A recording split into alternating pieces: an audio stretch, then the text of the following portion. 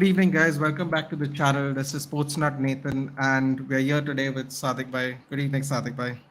How Good was your evening, day? good evening. I'm fine, Good. We're Busy here to day. preview. Yeah, we're here to preview UFC 290 and International Fight Week for the 10th time in a row. Triple header, big three matches. I think, in my opinion, at least. I don't know how you feel about it, Doc. We'll get into it. Actually, we'll talk a little bit about the card before we discuss the card itself, because I have a couple of questions I've been thinking about, and I was wondering I was going to I'll ask you about them. But before we start, I'd like to say one thing. A flying Dutchman is in need of prayers. Yes. Edwin van der Sar Yes. has a. I mean, From what I've I'm heard sure is Dr. Sadik will explain it better, but he has what is a brain bleed. I mean, this is the yeah. layman's terms. Obviously, I don't really No, know no, what he he has has. had a brain bleed and they have not given out much information, which is the protocol that you would not give out much of the medical information anyways. But a few ways that you could get a brain bleed is either traumatic or through an injury or something like what happened with Michael Schumacher, is what Yeah. we all know very well. Sometimes it can be a spontaneous bleed. Maybe if someone is Vamsi, there are very few sports that I don't follow. Kabaddi is one of them, Is which that I don't actually a understand sport? at all. Oh God. Oh well, I guess it is now based on how they are Uh, promoting it for the few years. Yeah. yeah. So I think, Not for me. uh, yeah. So coming back to Van der Sar's condition, Yeah. sometimes you could have these spontaneous brain bleeds. It could either be due to someone who has high blood pressure. So that's why doctors they advise a lot to control your blood pressure, because high blood pressure can lead to any vascular damage, either in the heart, leading to a heart attack, or leading to a stroke, where the blood clots and gets blocked. Or sometimes high blood pressure can just trigger it so much that it can uh, cause you a small bleed or a spurt of blood into the brain, which can then, depends on the area of the brain, can lead you to become comatose, or can lead you to have paralysis of one side, or sometimes any other, and sometimes it could just be without any symptom, just a massive headache.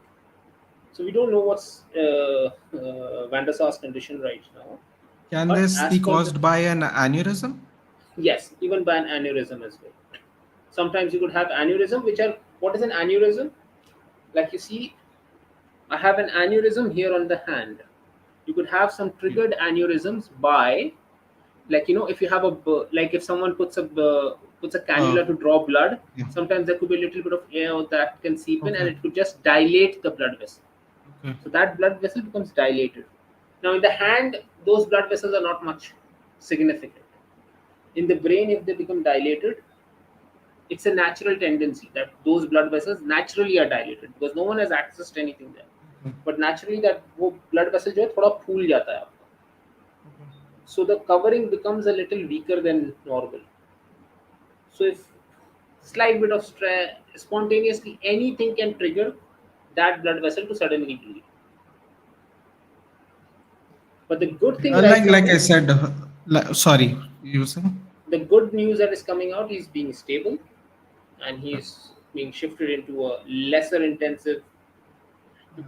situation. So I think he should be good in the next couple of days, barring any other unforeseen circumstances.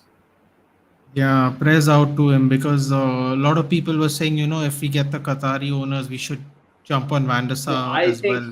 I think Van der Sar, at least for a year, is not getting into the stress of No, being no, a director I'm of just football. saying, I think people are even more concerned, obviously, because we are United fans, but we also thought that, we might actually get him in as well, I with think you should the. have gotten the band back together: Overmars, Van der Sar, and Tenor. I think you should have got Ole Gunnar Solskjaer, youth coach, Why not? Just bring it everybody Nah, back. I think People the think Benny McCarthy is a better striking coach than Ole Gunnar Solskjaer. You think people are actually saying that to me? Benny see Benny McCarthy. McCarthy. See, Benny McCarthy is a better striking coach, not a better striker. There's a difference between the two. If Do someone you comes really and think tells he's a me, better striking coach? Do you really think so? there's a reason behind it. There's a reason behind it. He's a good coach. I would not say he's a good manager or any other discipline he could teach well, because Mhm. Benny McCarthy was not that good a player. He had to struggle and learn the things Yeah, yeah, yeah, quite a lot. yeah. So what that That's does why is, that's why I find it offensive when people say that, because I'm like, did but anyone even that watch helps Benny you being a McCarthy better play? coach. Because Yeah, that of course. helps you become a better coach. Why? Because you have to go through the rigors of learning how to be at a certain level. Solskjaer, what happens with players like so, people don't realize how gifted Solskjaer was as a striker in the box. He was special when it came to being in the box, like the fox in the box that he used to play. He was special in that trade. So there were certain things that came naturally to Ole on the pitch when he played. For Benny McCarthy, it was not natural. He had to learn. So now when he had to learn, he knows how to teach those things to certain Fair enough. players. Interesting, because I was just dropping some, I wouldn't say knowledge, but it's like, some people don't watch football backwards, So I was just telling people a long time back. I was like, do you know who striking coach was when we won the Champions League last? And funny enough, no one knew. And I was like, interesting how no one knows that answer. Convenient, some would say. Convenient, but yeah, no, I was just like, I find it funny, and I also thought, I think he did do a good job with the youth. I would bring him Yeah, back Ole youth is good. level. I don't think I would bring him back senior level anyway, but Ole at the youth level. In fact, I think where I would actually put Ole as head of scouting. no, Ole's got a eye for wouldn't talent. wouldn't mind. I wouldn't honestly mind him. I like him back in the club, and the fact that he See, got a war. people would say that he got Maguire. Maguire was not his choice. He was given Maguire. Yeah, well, a lot of I people mean, think he bought Maguire, no, just no, like a no. lot of He people didn't. thought he bought Van de Beek, but he didn't. He didn't buy them. He wanted Van Dijk and then Ruben Dias, but our board was slab-headed, pun intended, that they went and they got him Maguire because Jose Mourinho was after Maguire for the last few. Yeah, it's interesting. But anyway, we're not here. Everyone's already asked us UFC questions, so we'll get into it. I'll answer this quickly. I'm very excited that people are very excited. Farhan Singh Vincente Luque. I'm going to assume that's one of his favorite fighters, because I don't believe we asked said anything about UFC yet. But if that is your favorite fighter, it's a very good choice. Very action packed. Like it. Love it a lot. Hey, Vaibhav's here. Priyansh is asking Colville or Badia Shield. Say Badia Shield. What a shame. Although Colville should get some opportunities to really find what's what, I think, But see, personally. Colville But is an up and coming talent, but Badiashile is a different level of talent if if Chelsea actually gives him an opportunity. The only thing with Badiashile, why he came so cheap, is that he is a tad injury prone.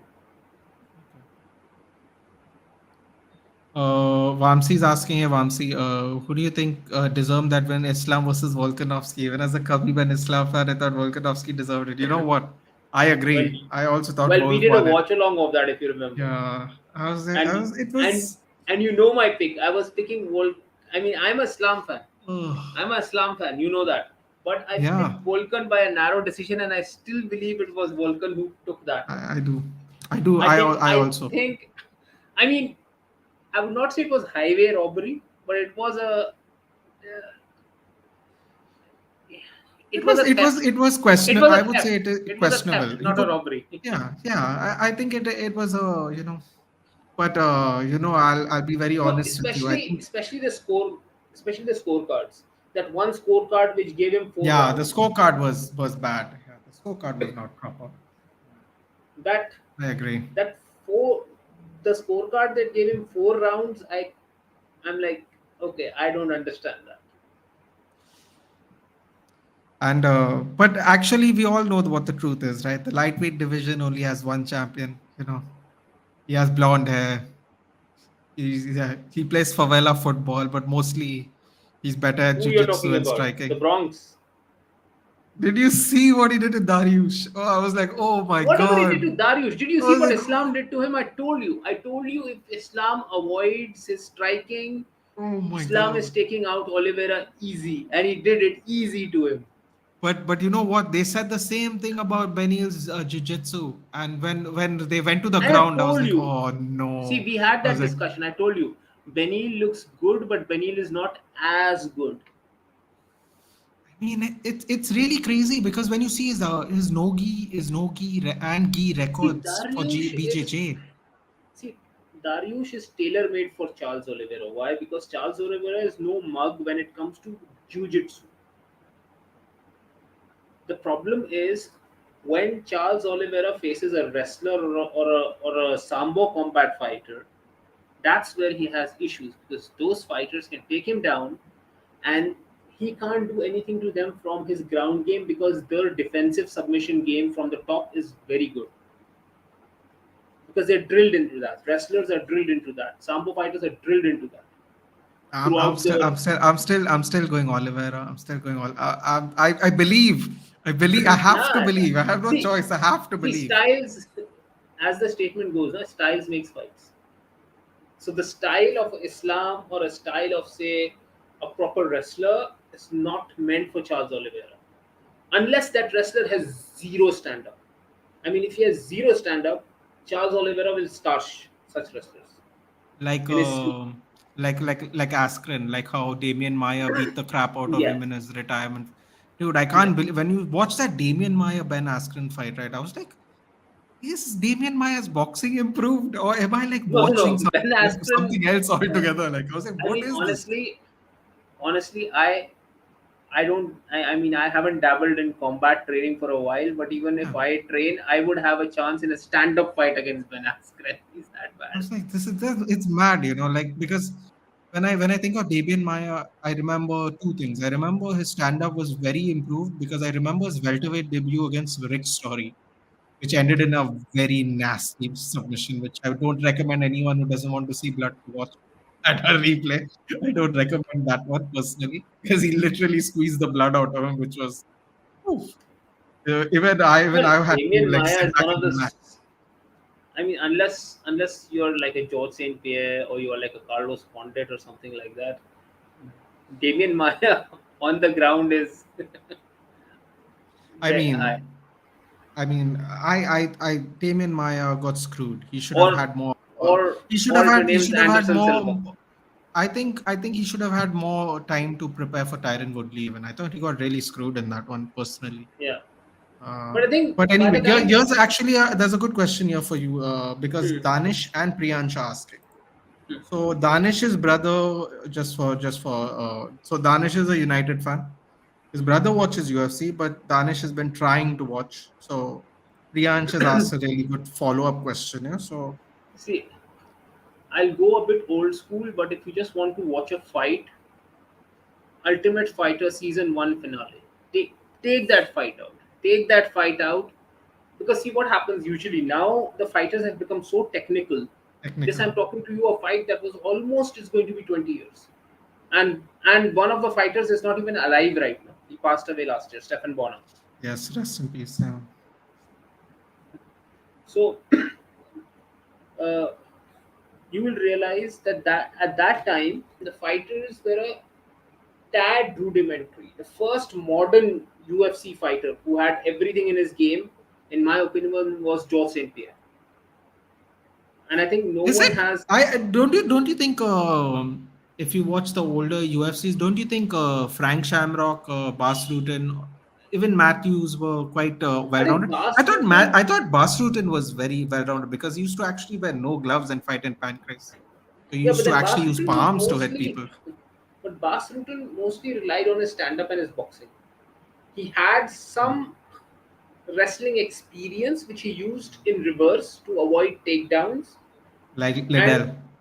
yes, and his hands were really good. But then I think Frank Shamrock was the first fighter who could do a bit of everything. Yeah. But he could do a bit of everything, but he was not good at any one thing. George St. Pierre was good at everything and he was excellent at wrestling despite not being a wrestler. I mean, he out wrestled Olympic level wrestlers. Oh yeah. There was I this mean, thing where apparently he George used to Koscheck, get Belarusian Olympic wrestlers for every yeah, camp he had. Every camp, and he used to apparently. out wrestle them in his training camps. So George St. Pierre was a stand up fighter to start off with. Yeah, He was a I believe Kyokushin it karate. was Kyokushin Kyokushinkai, karate. which is full contact. Yeah, he started with that, and then By the way, just to brag a little bit, when I was 10, I was a Kyokushin blue belt, but then I left it because I was too lazy to continue with it. Kyokushin blue belt. That's full contact, right? Even at Yeah, blue belt level, it's full contact, or yeah, when you you're have to hit. younger, it's different. No, you have to hit your opponent. Hmm. But there are certain Uh, restrictions at that age group. yeah, obviously, like you can't. I think like depends on where you have to hit and stuff, right? You can't go full face. I think, right? No, you can't go You face. can go to But the then, body. I but then think. what you could do is you could hold the face like defense, like as Okay. an attacking or a defensive Right. option. Before we get into it, oh, by the way, one question was asked earlier. I should ask that question quickly. I believe it was Jeff Neal or Vincente Luque. I believe was the question. Here we go. If Farhan asked the question, Yeah, Farhan will get into it. both are like mm, higher echelon journeymen, if I'm not mistaken. I'm very worried about Luque because he's been in too many wars, Yeah. and since he's been finished recently, now And I'm Jeff actually Neal, I think, worried has about got him. a decent wrestling game, if I'm not mistaken, if I remember it I, correctly. the thing is, Jeff Neal likes to use his hands a lot. Actually, he's actually broken his hand, if I'm not mistaken, before. And the thing is, even I believe he's been finished, right? Shafkat, old Yeah. Shavi took him to the woodshed and just Yes.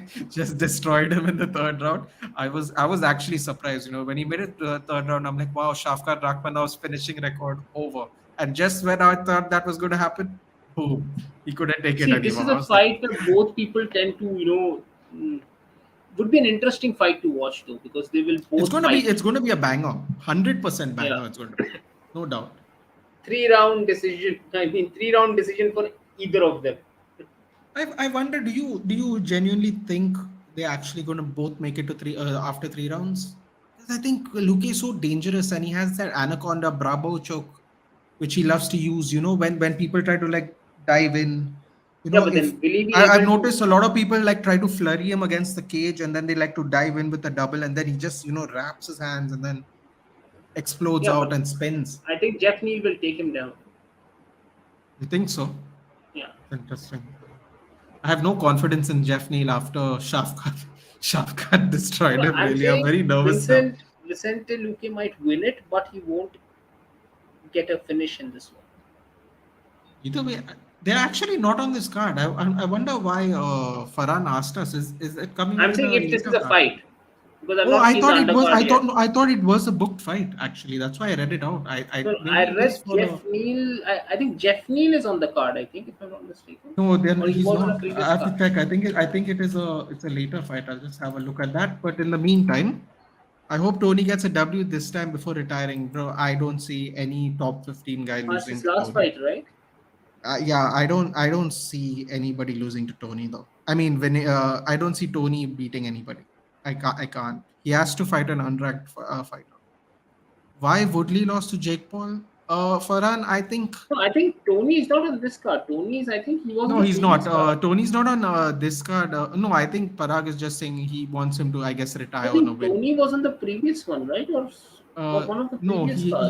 he's gonna come up. I think his new fights. He's that was Chandler, no? He I think he has one more. He's gonna get a fight coming up soon. Who is retiring Yeah. this week though? I guess we will talk about him. The ruthless one, Robbie Lawler, and Oh yeah. fun fact about Robbie Lawler, guys. Um, there was there was a group of elite fighters back in the early 2000s, and they were formed by then UFC welterweight champion Pat Uh, Miletich, who Pat is and Miletich. and it was called Miletich Fighting Systems. Miletich And if fighting you system. MFS. and I never saw Pat Miletich fight. I did see him. I did see the Carlos Newton loss. I did see that fight, but I haven't seen any Miletich fights. But what I do remember is they had people like Tim I Sylvia, saw. I the think maniac. I saw one of his fights. I don't remember who it was against, but that was in one of the reruns of. Yeah, Because I mean I didn't even watch MMA back then. Like he's way when before. Like I started way watching before MMA from the fourth, uh, 2005, I think 2005 6 onwards. I started watching MMA regularly. him. That was, I think, Him. season 7 or season 8 of The Ultimate Fighter. No, season one was in 2005. No, sorry, not season 8. I started watching. Season 8, if I'm not No, mistaken, was Bader season, na? no, Which no, Bader? no, No, no, that's. yeah, yeah, no, no, no, no. My first pay per view that I watched was the one where this one, what's his name, yeah, Matt Serra had this fight. The one immediately after Serra defeated GSP. Sarah, I believe Sarah rematched GSP. He didn't have a title defense. He rematched him straight away, No, no, if I remember the correctly. the pay per view after that pay per view. That's what I'm talking Oh, the about. pay-per-view after that pay-per-view. Okay, okay. So that would be something, what, UFC 90 something? Yeah, Something I like that, think right? from that, before that, I had seen a few of the Ultimate Fighters, but after that, like I was watching everything regularly. So why I'll answer this question. Why Woodley lost to Jake Paul? Two reasons, Farhan. One was the second fight was on short notice. First of all, the first fight he lost because he was too hesitant, because he went from not being finished to being finished three times in a row. He saw Jake Paul's power and he was apprehensive about it. First fight was very undecisive, quite honestly. And the second fight, Woodley took on short notice. His hands went down, just got caught. You get caught like that. You And just Jake do. Paul, it was a boxing match, right? If I'm not mistaken. Yeah, boxing match.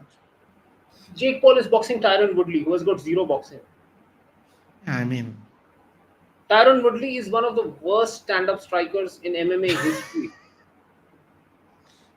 Ask Jake Paul to take him in a Ask Jake Paul to take Tyron Woodley in an MMA fight. He would take him down in 15 seconds and submit him in 30.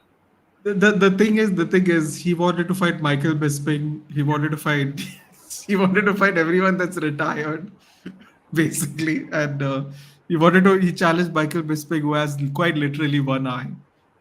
Yeah. It was Dude, hilarious, actually. I'm surprised he has never challenged GSP in a stand-up match. GSP is contract bound. I believe this is his last year for the sunset clause. Yeah, he can't do anything. Or if I'm not mistaken, what's his name? Who's No, he does Golden Boy? movies De as La well. Hoya. De La He does Hoya. movies No, as no, well. no. He has a sunset clause where he can't do anything if the UFC don't allow him. I think it's going to end. No, It no, he either does. ended on 2023 or No, last yeah, year. but he does these Marvel movie stuff and things like that. He does. Yeah, yeah. GSP has grown his hair back now, and he's doing other things now, basically. I mean, honestly Nathan, are speaking, you familiar with Anshul Jubilee? How do you rate him? Parag, you know what? I'm going to let Doc talk about it first, because I know I'm going to get a lot of shit for what I'm going to say. So, who is Doc, you Anshul you say Jubli? what you want to say first. Oh, you don't know who he is? Okay. No, Oh, this is a great opportunity to educate Sadik by or something. yeah, please. So the UFC has something called the Road to the Octagon series. And the Road Okay, to the Octagon series is basically taking a bunch of South Asian talent and mm-hmm. pairing them up in fights. It is like Okay. Dana So White he's like contender series, but it's like contender series, but it's like a more of a build up. It's much more of a build okay, up. It's okay. something called Road to the Octagon. There's elimination processes and all. So basically, I think what will happen is they will take the people they're convinced of from the Road to Octagon. They will give them a contender series fight, and if they do well there, or it actually depends on which country you're from. I think if Anshul Jubilee just gets a win, just because he's the only, well, people think he's the first Indian to fight in the UFC. He's actually not, but No, but he's actually he's Andrade, I actually think. the third one. Funny enough, but Indian born, I think he might be the first one. And so I think that's how he's going to get there. What I will say is, Parag, is I'll say I don't know if he'll ever. I think he's. I think he might get into the UFC, but I think you have to give him at least two more fights too. And you got to get him a Yeah, contender because series fight, no matter what. You got to put him in the contender series before giving him a contract. he has mostly fought in Dubai. Yeah. Yeah. Okay, interesting. He's in the Justin versus Dustin card. Okay. Tony Ferguson is what Parag's talking about. I'll just pull that up quickly to just find out who is fighting there. So here's how to learn about the rules. Priyansh, I'll tell you how I learned about the rules. I'm sure Doc did a way more detailed learning than me. What I did was very simple, because I started a lot earlier there was more explanation of what was going on in the commentary, if that makes sense. Yes. So what I really did Especially was just pay attention to commentary, especially on the ground game, because since we lost that guy, what's his name? Gold what? Goldberg. Goldberg, Goldberg. Mike Goldberg. Because Mike Goldberg used to like see Joe Rogan brings in the intensity into the commentary, but Mike Goldberg brought in exactly like a play by play what was going on. Yeah. Uh, Sadiq bhai, have you watched Ahmed Mujtaba? I don't know. Is this guy also from the Road to the Octagon, Gaurav? Because Because I Sadiq bhai has I not am going to watched sit Road to and the watch Octagon. his road to the octagon now and find out. Anshul Jubilee, I saw his first match. He had a good fight. I'm not taking anything away from him. I have to, Oh, but Ahmed Mushtaba was also, I think, he is a Pakistani welterweight fighter from Quetta. okay. He is the Oh, guy in one championship. Yes. Now I got it. He is okay. the guy in One one championship. championship. All right, He all is right. good. He's He good. is good. I think he was a Who's champion the over there. at one? I don't think so. At one, the welterweight champion. Or I think he fought for the welterweight title or something. Um, Hold on, I'll look that up quickly. Were Lesnar and Velasquez in the UFC? Yes, Priyansh. Lesnar was in the UFC around 2008 to 2010. He made a return in 2015 at UFC Oh, he 200. just lost. Come on. He must not be that good also. I think I must have seen some of his earlier fights. He lost to Sage Northcutt in the first round by a Oh, submission. no, bro, if you're losing to Sage Northcutt after Sage No, no, no, Northcutt has no, no, taken no, 3 years no, no, off. no, no, no, no. And no, you have to give them context, Sadiq bhai. Sage Northcutt broke his face in so many places. He took 3 years to come back to fight. Yeah. 3 years. So you have to take that into account for Oh sure. yes, If Lesnar and I'm, Velasquez were in UFC. Velasquez like destroyed Lesnar in that fight. But then, but you he, know, as a context, but you need to realize Lesnar had Crohn's disease. He was in his late 30s. He was coming didn't off he like a have big didn't he have career. something else also? No, no, yeah, Diverticulitis, right? yeah, that was Crohn's related Okay. diverticulitis. Yeah. So he had all those issues. Like imagine you have a huge chunk of your intestine being removed Yeah, out. what was it? What did they say? 10 inches of his colon? Yeah, Something 10 like inches that of his was removed. colon. Yeah, it's usually 10 to 12 inches that has to be removed. And But his then, last two finishes were what? Where did they stem from? Body shots. yeah, That's how ovaries. he got finished. Yeah, exactly. So he had, I mean, Lesnar had issues where he could not take that much of punishment after. But what he did to Frank Mir was brilliant. I mean, Frank Mir is, one of those people who has a face that deserves to be punched.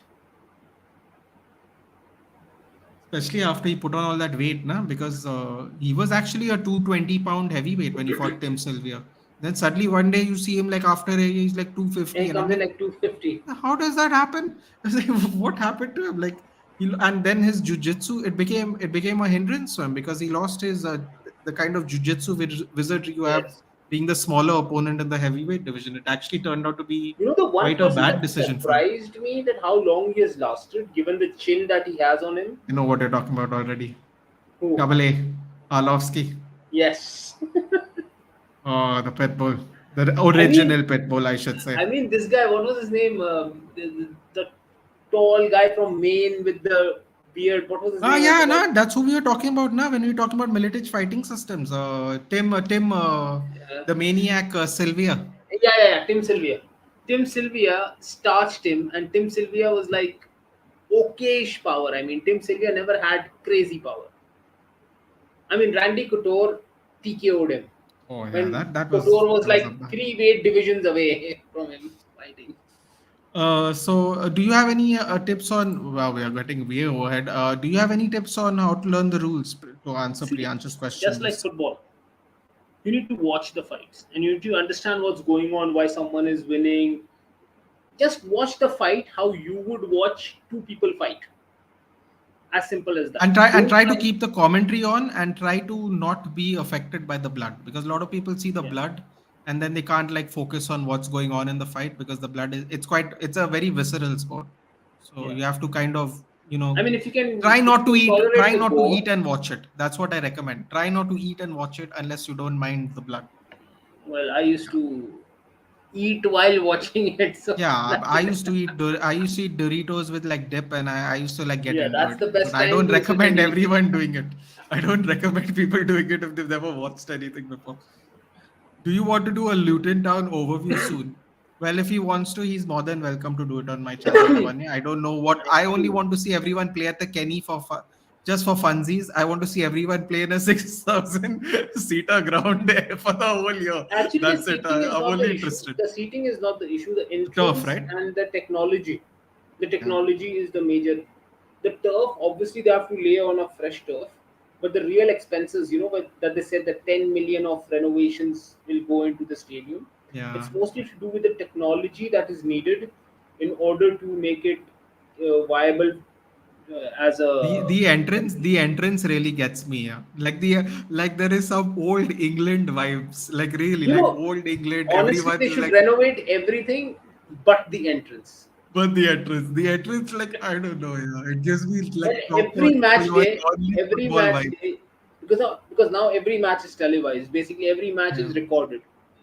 So when those folks are sitting in the studios discussing the games, the pre-match shows, and everything, they should show that visual for every single Luton They're Town game. walking under that roof. Oh my god, that's brilliant. Brilliant. Honestly, would Especially, you like more? especially, especially Sorry, one especially. Erling Haaland. Oh my God. He'll be like, what the hell is this? He'll actually be like looking around like, who plays here?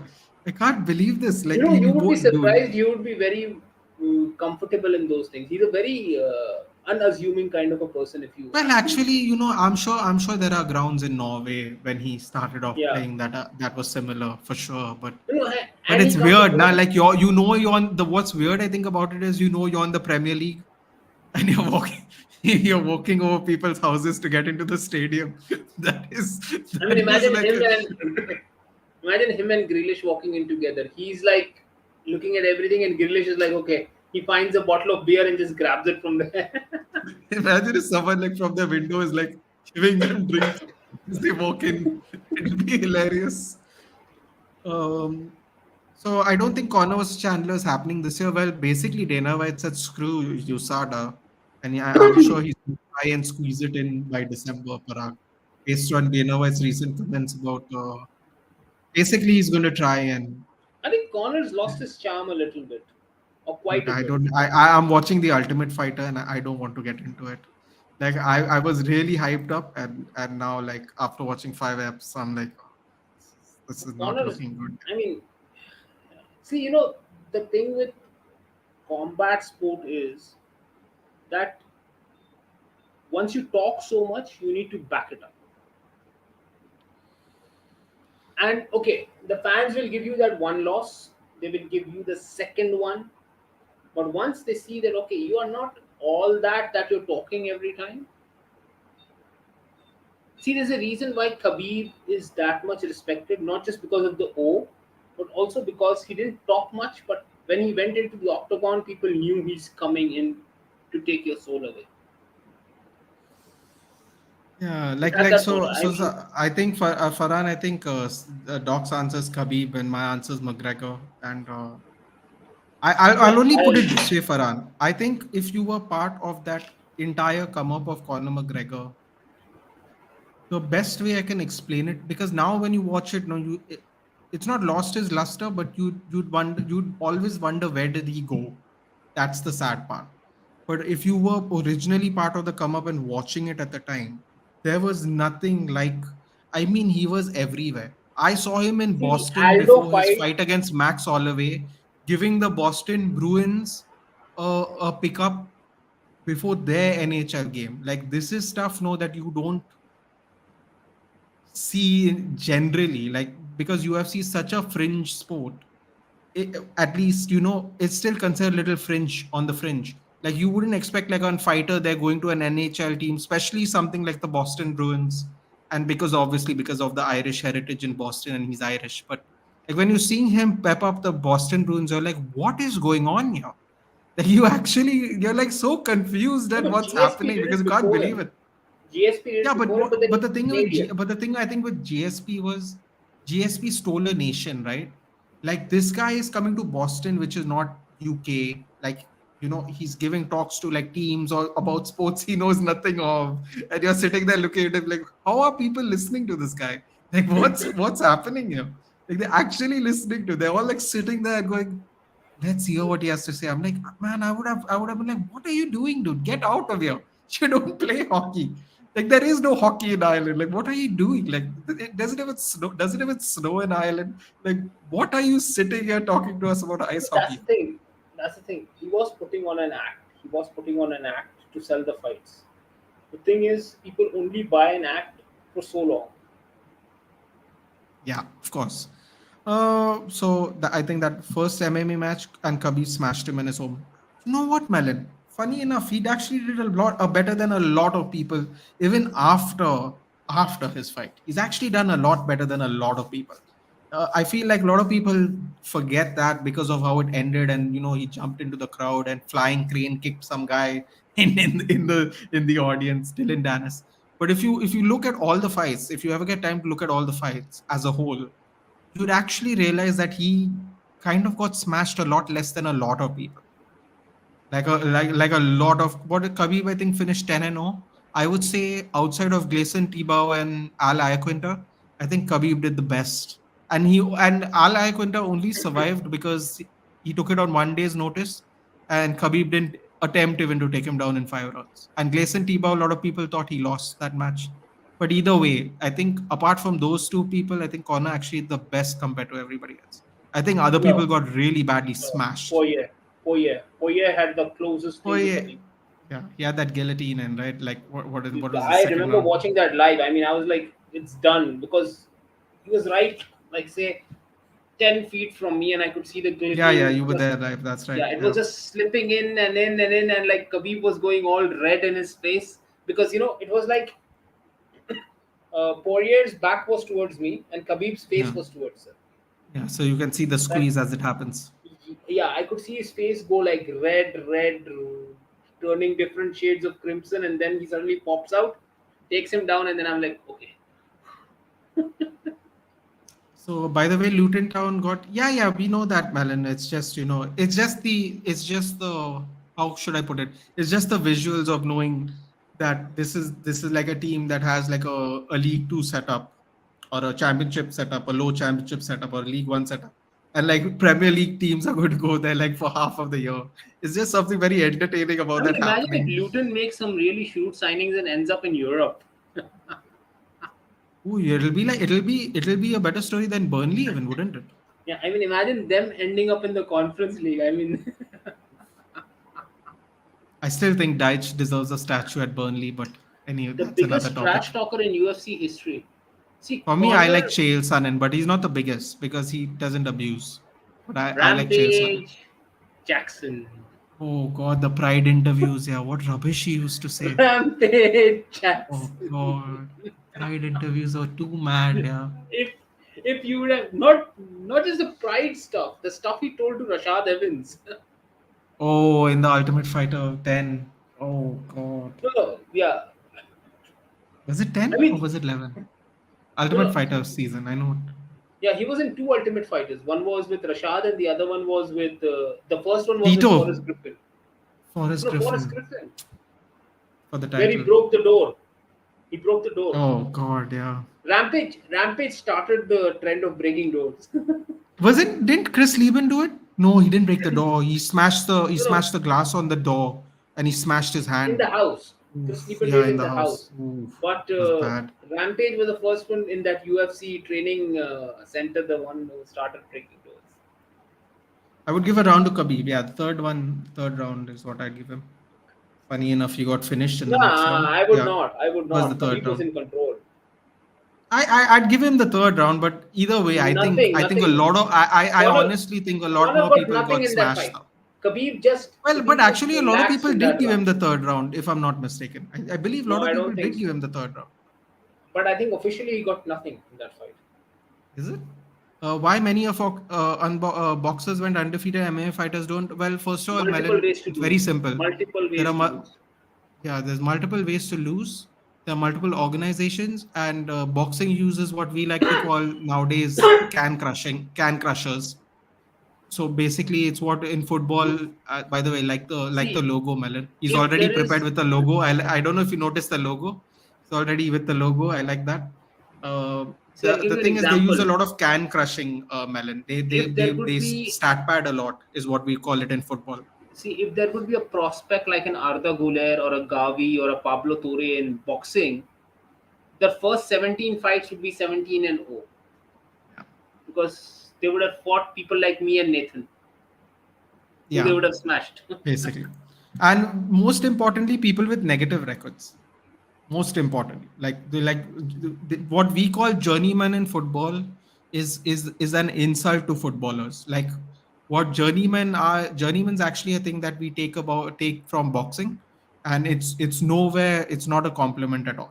Like It's it's like, such a polite way to insult a person. It's like the most polite way you can insult a person, calling मतलब them in a Hindi, journeyman. if I say it in Hindi, na, it's like someone coming and telling you कि ये आपकी औकात है, औकात में रहो आप. Yeah, This is your level. fair enough. Stay in your Probably. lane. Stay in Yeah. your lane. You are there. You are only supposed to go to a certain level. उसके ऊपर आप नहीं जा सकते. Uh, who's more important, the ring referee or the point giving ones? I would say the referee doesn't really do much in the sense of like dictate how the match goes. But if you have a close match and you don't give the correct person the victory, they lose half their pay. I would say the MMA judges in this case, See the yeah, they results. The literally judges. affect your livelihood. Like if See you the knock out someone, the results. referee will only pull you off of him. He doesn't do anything. Yeah, but But see if in you go to the results. end of it and you get the wrong decision, you literally lose the half of your livelihood. Plus, you get suspended depending on the damage you take. Plus, you might get cut by the organization depending on how willing you were to fight. So there's a lot of factors in judging can affect a lot of other outcomes basically. Whereas the referee will just make sure you try not to get a concussion or die, which I think regular people can avoid people from dying. At least in a professional setting, we can at least like throw someone off somebody because they won't hit us back in the ring. So I think even we could like pick them off if we needed to. But the judges are they're really vital for the sport, and they've been really terrible in the last 4 months, by the way. So it's a very good point, Lavanya. Great you brought it up. If I want to watch Marco van Basten old matches anyway, oh my god, You'll just have oh, to try you gotta googling go them, way try back. finding some websites. I mean, there are different websites. I don't recall anyone. I just keep searching, and you'll find it out.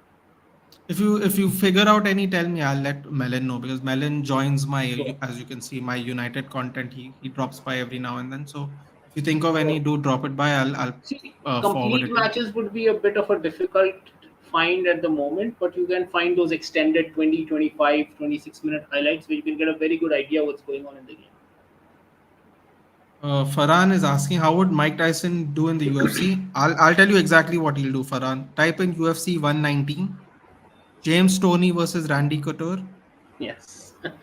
First of all, and that is not even accurate because Mike Tyson was 215. He should have not even been in the heavyweight weight class. He should have been a cruiserweight or a light heavyweight. But that's exactly what would happen to him. Type UFC 119, James Lights Out Tony, who was a multi-weight champion, a very good pound for pound boxer at the time, slightly after retirement, and he fought Randy Couture. Just type in UFC 119 co-main event. You should get to it. That's exactly what would happen. The Because reason not I even a remember single. this, you know why I remember this? Because in the same card, Marcus Davis fought Nate Diaz, and Marcus Yeah. Davis, the Irish hand grenade, had such a big cut under his eye. That was the first time I saw like a cut while watching a fight, and I was like, bro, what are they doing here? Like, when I'm watching, I was like, what's going on here? Like, why is no one stopping this fight? And So the I can fight was see not his stopped because flesh. he had it under the eye, so the Under blood no no was. but like I said, right, I for me it was commentary, right? I was like watching Hmm. it like what's going on. I have to hear what they're saying, and I didn't at the time. I was like, wait, I can see his like his cheekbone, like what's happening here? Like why is nothing being done? And then I'd find out later on, obviously it's the stoppages normally happen only See, if the blood thing like is, goes into your eye, or it's a dangerous cut. just to answer Farhan's question, boxers when they fight, even if it's Mike Tyson who fights in a peekaboo style, or if it's a Muhammad Ali or someone like a Vitali Klitschko, Vladimir Klitschko, Anthony Joshua, who fight in a sort of stand-up style. The thing is with your feet are always you're always on your toes and Great. your feet are pretty close by. In MMA, if you find someone, even the strikers, they have wide feet and they're a bit open stanced. Why? Because if someone shoots, you can sprawl. Sprawl. What happens for them, you don't even have to shoot, you just need to go and do an ankle pick because they're so nimble on their feet. Ankle pick, person's down on the ground, there is no space for them to use their boxing. They are dead, they are done, they're sitting ducks because there's no Ankle pick, grounding. or you use the range finder to do an uchimata, where you do you hook your leg in and then you push them down. Yeah, I've seen a lot of people do that even when they try to come in. They stay back and they try to. I mean the It's like worst a fighter, side hook. I think the worst fighter for a Mike Tyson to fight would be a Nate Diaz because you just go in and do the trip, do a judo trip Yeah. on him, that's it. How would you And guys then describe Khabib and Con? Okay, guys, we'll just answer this and then we'll get to the fights because SADIQ bhai has come from a long day at work even. But I'm glad everyone wants to know this. We're going to do this more often, guys. So don't worry. Even if you don't get your questions this week, we'll do 291 even. I'm sure SADIQ bhai is yeah. going to really enjoy Justin versus Dustin, BMF title and all that. So uh, I have my doubts on the fight I mean, the because one thing that I'm noticing is we're not finding as much young talent come up as it was, say, a decade ago. yeah, We're seeing the I, same fighters 37, 38, 39. I mean, if I'm finding a fighter who's older than me in the main event of a fight, I'm surprised there is the young talent.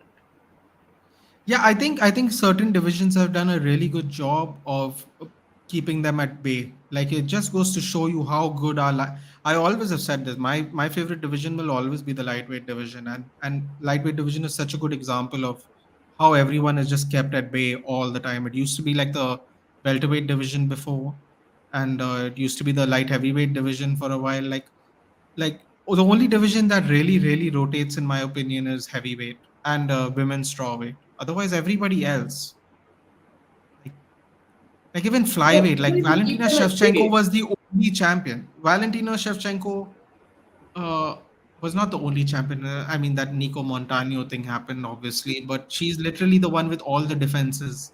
And now she's going to be in the rematch for the first defense of the new champion. It's like if she wins it again, she's basically been the champion for the entire time the flyweight division is there. So I think the lightweights in particular, since we were talking about Justin, Dustin, Khabib, and Tony, and all, I'm like they have done a really good job of putting these people at bay. Like best example, Gaethje versus Fiziev. I thought Fiziev was going to tune him up. I yeah. genuinely thought Rafael Fiziev was going to tune him up. It turned out to not be the case at all. But Like not isn't at that all. that quality of athlete is not coming into MMA anymore? It's possible, but I also think you have to give credit where the credit's due. I think the old guard is improving, even if it is fractionally enough to keep them at bay. And I think you have to give them their due because at the end of the day, the great thing about youth is you're always going to get overturned, but it doesn't seem to be happening at the moment. That's what Because I would we say. It saw doesn't this seem. evolution, like we had this GSP, we had Matthews, Pat Miletich, then we had the GSP, Sarah, Carlos Condit, On it. Tyron Woodley era, and then we had the John Hendricks Yeah. come in. So we had this, and then sort of like I feel welterweight has stagnated in that Tyron Woodley kind of thing. Yeah. Kumar Usman was a good fresh face who came in, Yeah, but I now even think I think Kumar I was blame Woodley for that because Woodley's fighting style and the fact that he didn't fight frequently was really annoying.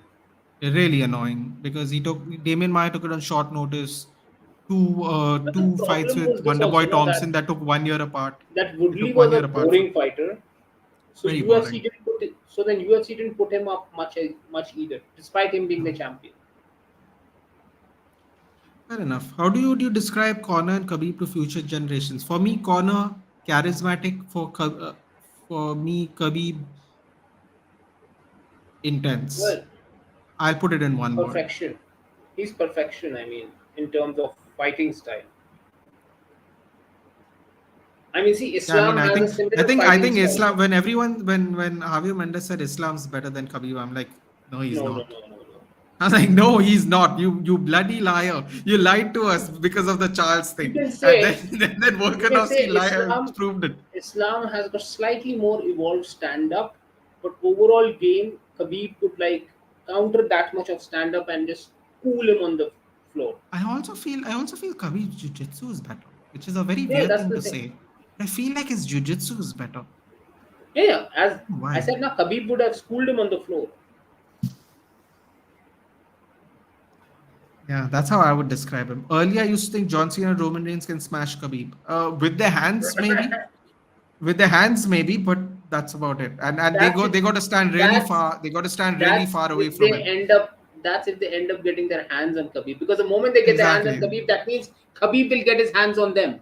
Exactly. That's what I was saying. Like And they got then to what's stand going to really happen far is away. there is going to be Really one far swivel away. of the hips, hold from the back, German suplex on the ground, and Although end to of be story. fair, I think Roman Reigns might have not have a chance, but I think Roman Reigns will do better because he used to play football. So he might have that, He that might crazy have a strength you get. sprawl. Yeah. He might have a sprawl and Might. some crazy Might. strength, but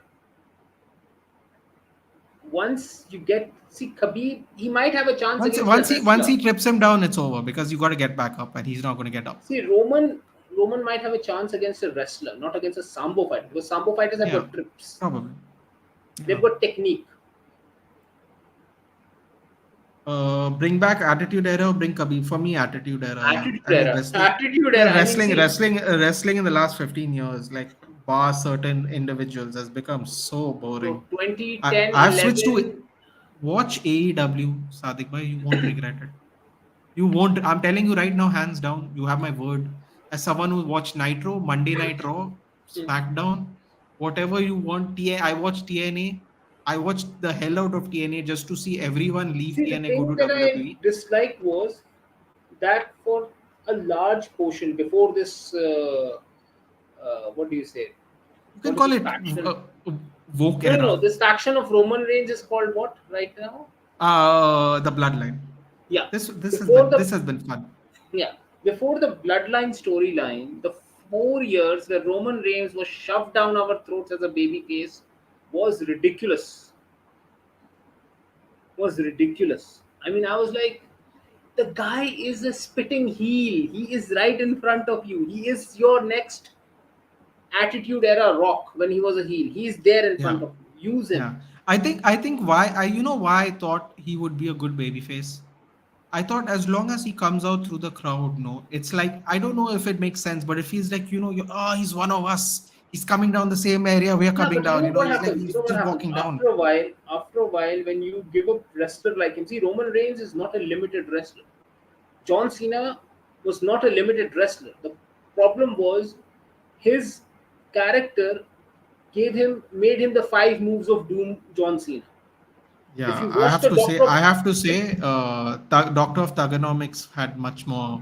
even the Doctor of Thugonomics, when he became a babyface as Doctor of Thugonomics, and his 2007 feud with Edge, where they had Yeah. those, Oh yeah, yeah, where those Edge crazy was matches. through, yeah, and he was thrown through those three tables and everything. Yeah, yeah. Cena did a lot of work in those matches. I mean, Cena could work. It's not that Cena could not work. Same was with Roman. The problem was when you make them baby faces and you have Vince McMahon booking them, Vince McMahon goes down to the 1988-89 era and says, okay, he's my Hulk Hogan. Hulk Hogan will do a big boot, will do a body slam, and then will Leg do a drop. leg drop and end of the match. They are not Hulk Hogan. They are not limited athletes like Hulk Hogan. Cena and Roman Reigns are elite level athletes. They could run, jump, bounce, fall. They could take bumps like anyone's business, and they could sell. If you don't utilize those traits, even as baby faces, and just give them five moves of doom, and they win. See that the charm of a baby face is what? When you have someone like a Daniel Bryan, Oh, that whole storyline people hated. Why? Because he was not being given his due. But then you saw the eruption and you saw the thing when it happened at WrestleMania 30 when he wins both the titles and wins both the matches. uh, That is just how you book a sorry. storyline. Yeah, That listen. is how you book a story. I'm going to tell you something very controversial. As someone who's watched WWE's whole life and TNA and Nitro, I actually used to watch. TNA was, I mean, Vince Russo. Come But I on. have to be honest with you. I have to be honest with you. There were, AJ Styles should have gone to the WWE ages ago. You could tell He should he have could gone wrestle his immediately. ass out. You I could mean, tell he could wrestle his ass out completely. And the fact that he came in his 40s is just such a travesty. No, I can't even explain it. It's such a travesty. but then He there's no literally one held else to that blame company but from AJ. being bankrupt. He There's held no that one else. company.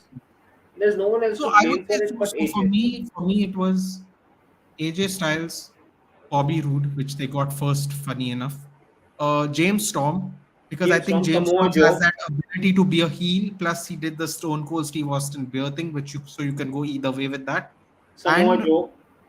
Samoa Joe, they all came. They all came. James This Storm's only guy. had a This trial. guy. Christopher Daniels. Christopher The Fallen Daniels, Angels. Ring of Honor. Ring of Honor And was his who best was stint this because guy? he's older. Uh, the one with the flipping pile driver. PT Williams. Oh, the PT. You know who was really should have gotten a in the cruiserweight division? The Amazing Red. The Oh, Amazing Red was fantastic. Yeah. oh, Like one what underrated the wrestler travesty of who they travesties. No, he never got a push in TNA. Never got a push anywhere. He the was one so guy who was good. just put in a stupid mask and never got the chance. Curryman. Shark Boy Oh guy. yeah. Oh dude, these kids will be like, what are these people talking about? They're doing Shark mad Boy was things a here. very good wrestler. Shark Boy was a very good wrestler. But I'm telling you right now, all these people will be like, what are these people talking about? TNA? What is that? Like so many people And the will be most like, these people are bad. atrocious character, the most atrocious character in TNA. Curryman and Shark Boy were quite funny. Curryman with the dance. A I don't know. legendary dance. I never liked Abyss. Who's Abyss was a also in the good wrestler. WWE now as a backstage talent He's a management. good wrestler, but that Abyss character was a clear rip-off. The hardcore matches were Yeah, his with hardcore Raven. matches I were remember peak. the Raven one. You remember Clockwork House of Orange Raven one? Mad. So Dean Ambrose was the best out of the three from Shield in my opinion. I my Seth favorite was Rollins. definitely Ambrose, but best wrestler I think was is See, Seth Rollins. My Ambrose. favorite is Dean Ambrose for sure. Dean Ambrose is someone who can pull out that character and can make you because Ambrose had a little bit of Austin and a little bit of this one. If you guys, I think Nathan will remember Brian Pillman. Do you remember Brian Pillman? Of course, his son is in AEW. I mean, see, Brian Pillman left us very early, 95, Yeah, 96, when even I was like, what, 11 years old or something. But Brian Pillman was a magician in the ring. former Atlanta Falcons player, even right? No, no, no. Brian Pillman was not a NFL player. Brian Brian Pillman Pillman. played football, no? If He's I'm the not guy who mistaken. Stone Cold Steve Austin's tag team partner in WCW. Is that Brian Pillman or is that some other Brian? No, Oh, that is the blondes. Yeah. the Hollywood Stephen Blondes. Williams, Steve Williams, and yeah. Steve Williams Hmm. and Brian Pillman. That's right. I Yeah. mean, Steve Austin before he was Steve Austin, he was Steve Yeah. I Williams. mean, yeah. Oh, sorry. Yeah, we have to we have to clarify that. My God, we're really showing our age, aren't we? Like, this So, is looking really bad for so us Dean old Ambrose people. had that vibe to him, but Seth Rollins is the most complete wrestler. I mean, if there is anyone Yeah. who is in that Shawn Michaels bracket in terms of performance right now, Shawn Michaels, Macho Man he reminds me a lot of Macho Man Randy Savage. His current You know avatar what? that he You know has. what I've realized, Sadiq bhai? All these people are making me want to do a WWE watch along now. I never knew the people, my subscribers were so into wrestling. I've been wanting to do a No, no, no. We don't WrestleMania need to watch do a along. watch along. We should do, you know what? We should do a watch along and ask the audience to watch some old wrestling shit with us. Oh, See, I this- want to watch old wrestling shit. I don't want to watch shit wrestling. no. See, this is where we will discuss this privately. Believe me when I tell you, on a weekly basis, AEW has a better wrestling matches. Huh? No, no, I'm I'm not talking talking about about in terms story. of WWE. I'm talking about because I've not seen much of But AEW I to be honest. recommend going back 2 weeks ago if you But can I get it think on there is pay-per-view. one promo which I've watched on repeat. That was the promo between MJF and CM Punk. Oh, he's the best. That He's the 20 best minutes heel. was like, He's the best heel I've ever seen. It's those not even 20 close, minutes, Sadiq bhai. He's the best heel. those 20 minutes, Easy. MJF got me thinking, okay, there is the heir to Chris Jericho right there. We will talk about MJF in private because I've there's not things seen I much have of to him. let I'll be very honest. box I've not office. seen much of him. But that promo, I was like, okay, this guy. I mean, if I ever want to watch wrestling again, this is one guy who I'm watching for. I'm telling you right now, you'll watch AEW every week. You can take it in writing. You can take it in writing if Bobby you're Lashley and open Lana to Storm. Why did if they you're do that? Why did they do that? if you're open to watching, if you have open to putting cutting out time of your week to watch it, I assure you, you will watch it for sure every week. It was not just dependent on I NWO. guarantee it. I guarantee it. You'll watch it. See, the thing was, they just went out and promoted the NWO stars because those stars had those mega contracts with creative liberties in the contracts given to them. So, say if even Eric Bischoff had a good idea and he went to, say, a Hogan or a Kevin Nash or a Scott Hall that this is how I'm going to book, and if they felt, oh, this is going to put us down and make us go a rung lower in the pecking order, they were so screwed up in their heads that, listen, this is a story, this is a TV show. We need to book it as a TV show. We don't need to book it as our ego that what will my character be. That is the one thing that wrestlers have always failed to differentiate a little bit. The Yeah. wrestlers who have not failed to differentiate it are the ones who are loved by everyone, like Shawn Michaels. He would lie down for anyone in his later years, not in his younger years. In his younger years, he was just Yeah. like them. In fact, even Yeah. worse because he was the leader of the clique. So he was even worse. I mean, Shawn Michaels himself admits to it that you would not like hanging around the Shawn that was in Yeah. the. He did say that. Yeah, he did say that. I watched some interviews where he said that. Yeah. Yeah, he says himself that he was an absolute dickhead. Yeah, I think even that's why Bret Hart really didn't like him, right? That See, is like Bret the Hart, whole crux of it. I loved Bret, but there was some things about Bret himself as well that he took the whole wrestling genre a bit too seriously at times. Yeah. Everything Even now when is they bring him back you every can't now and then, no, he has that same like he's back in you can't '96 like blame face, him. like See, you can't blame him because he comes from a deep-rooted wrestling it's family, and his a father was real someone. dynasty, a real Stu dynasty. Hart was someone who, in basically not invented wrestling, but who pioneered wrestling at a time Started when wrestling. it was partly real, partly fake. Shoot, what is it called? Shoot Shoot, wrestling, right? No, it's shoot something. wrestling, Not something else. Shoot shoot, dance. shooting. Yeah, People still there do was an that in element of Japan. shoot. Funny enough, they still do it in Japan. Oh, that's where the term strong style comes from. Yeah, puro resu. Yeah. Yeah, I'll just be back in a minute. I have to get my charger. yeah, no problem. I'll keep them busy. Sorry about that, guys. I didn't know y'all were such big wrestling fans. If I knew that, we would have done Money in the Bank watch along, which was the crowd at the O2 were excellent, really excellent. I have to say, and at Puerto Rico also was really good. Very high for Shinsuke was the age, but they bottled. Guys, we're going to start now. Don't worry. As you have seen, I've already set up the shared screen to do it. Apologies. I very rarely get to talk to SADIQ bhai, so I like to make the most of it. I'm sorry, but we will start into it. And guys, if you want to do wrestling watch alongs, do let me know. We'll make it happen. Yeah, I love watching wrestling. I mean, it's actually the first thing I used to watch as a child because my dad was very into wrestling.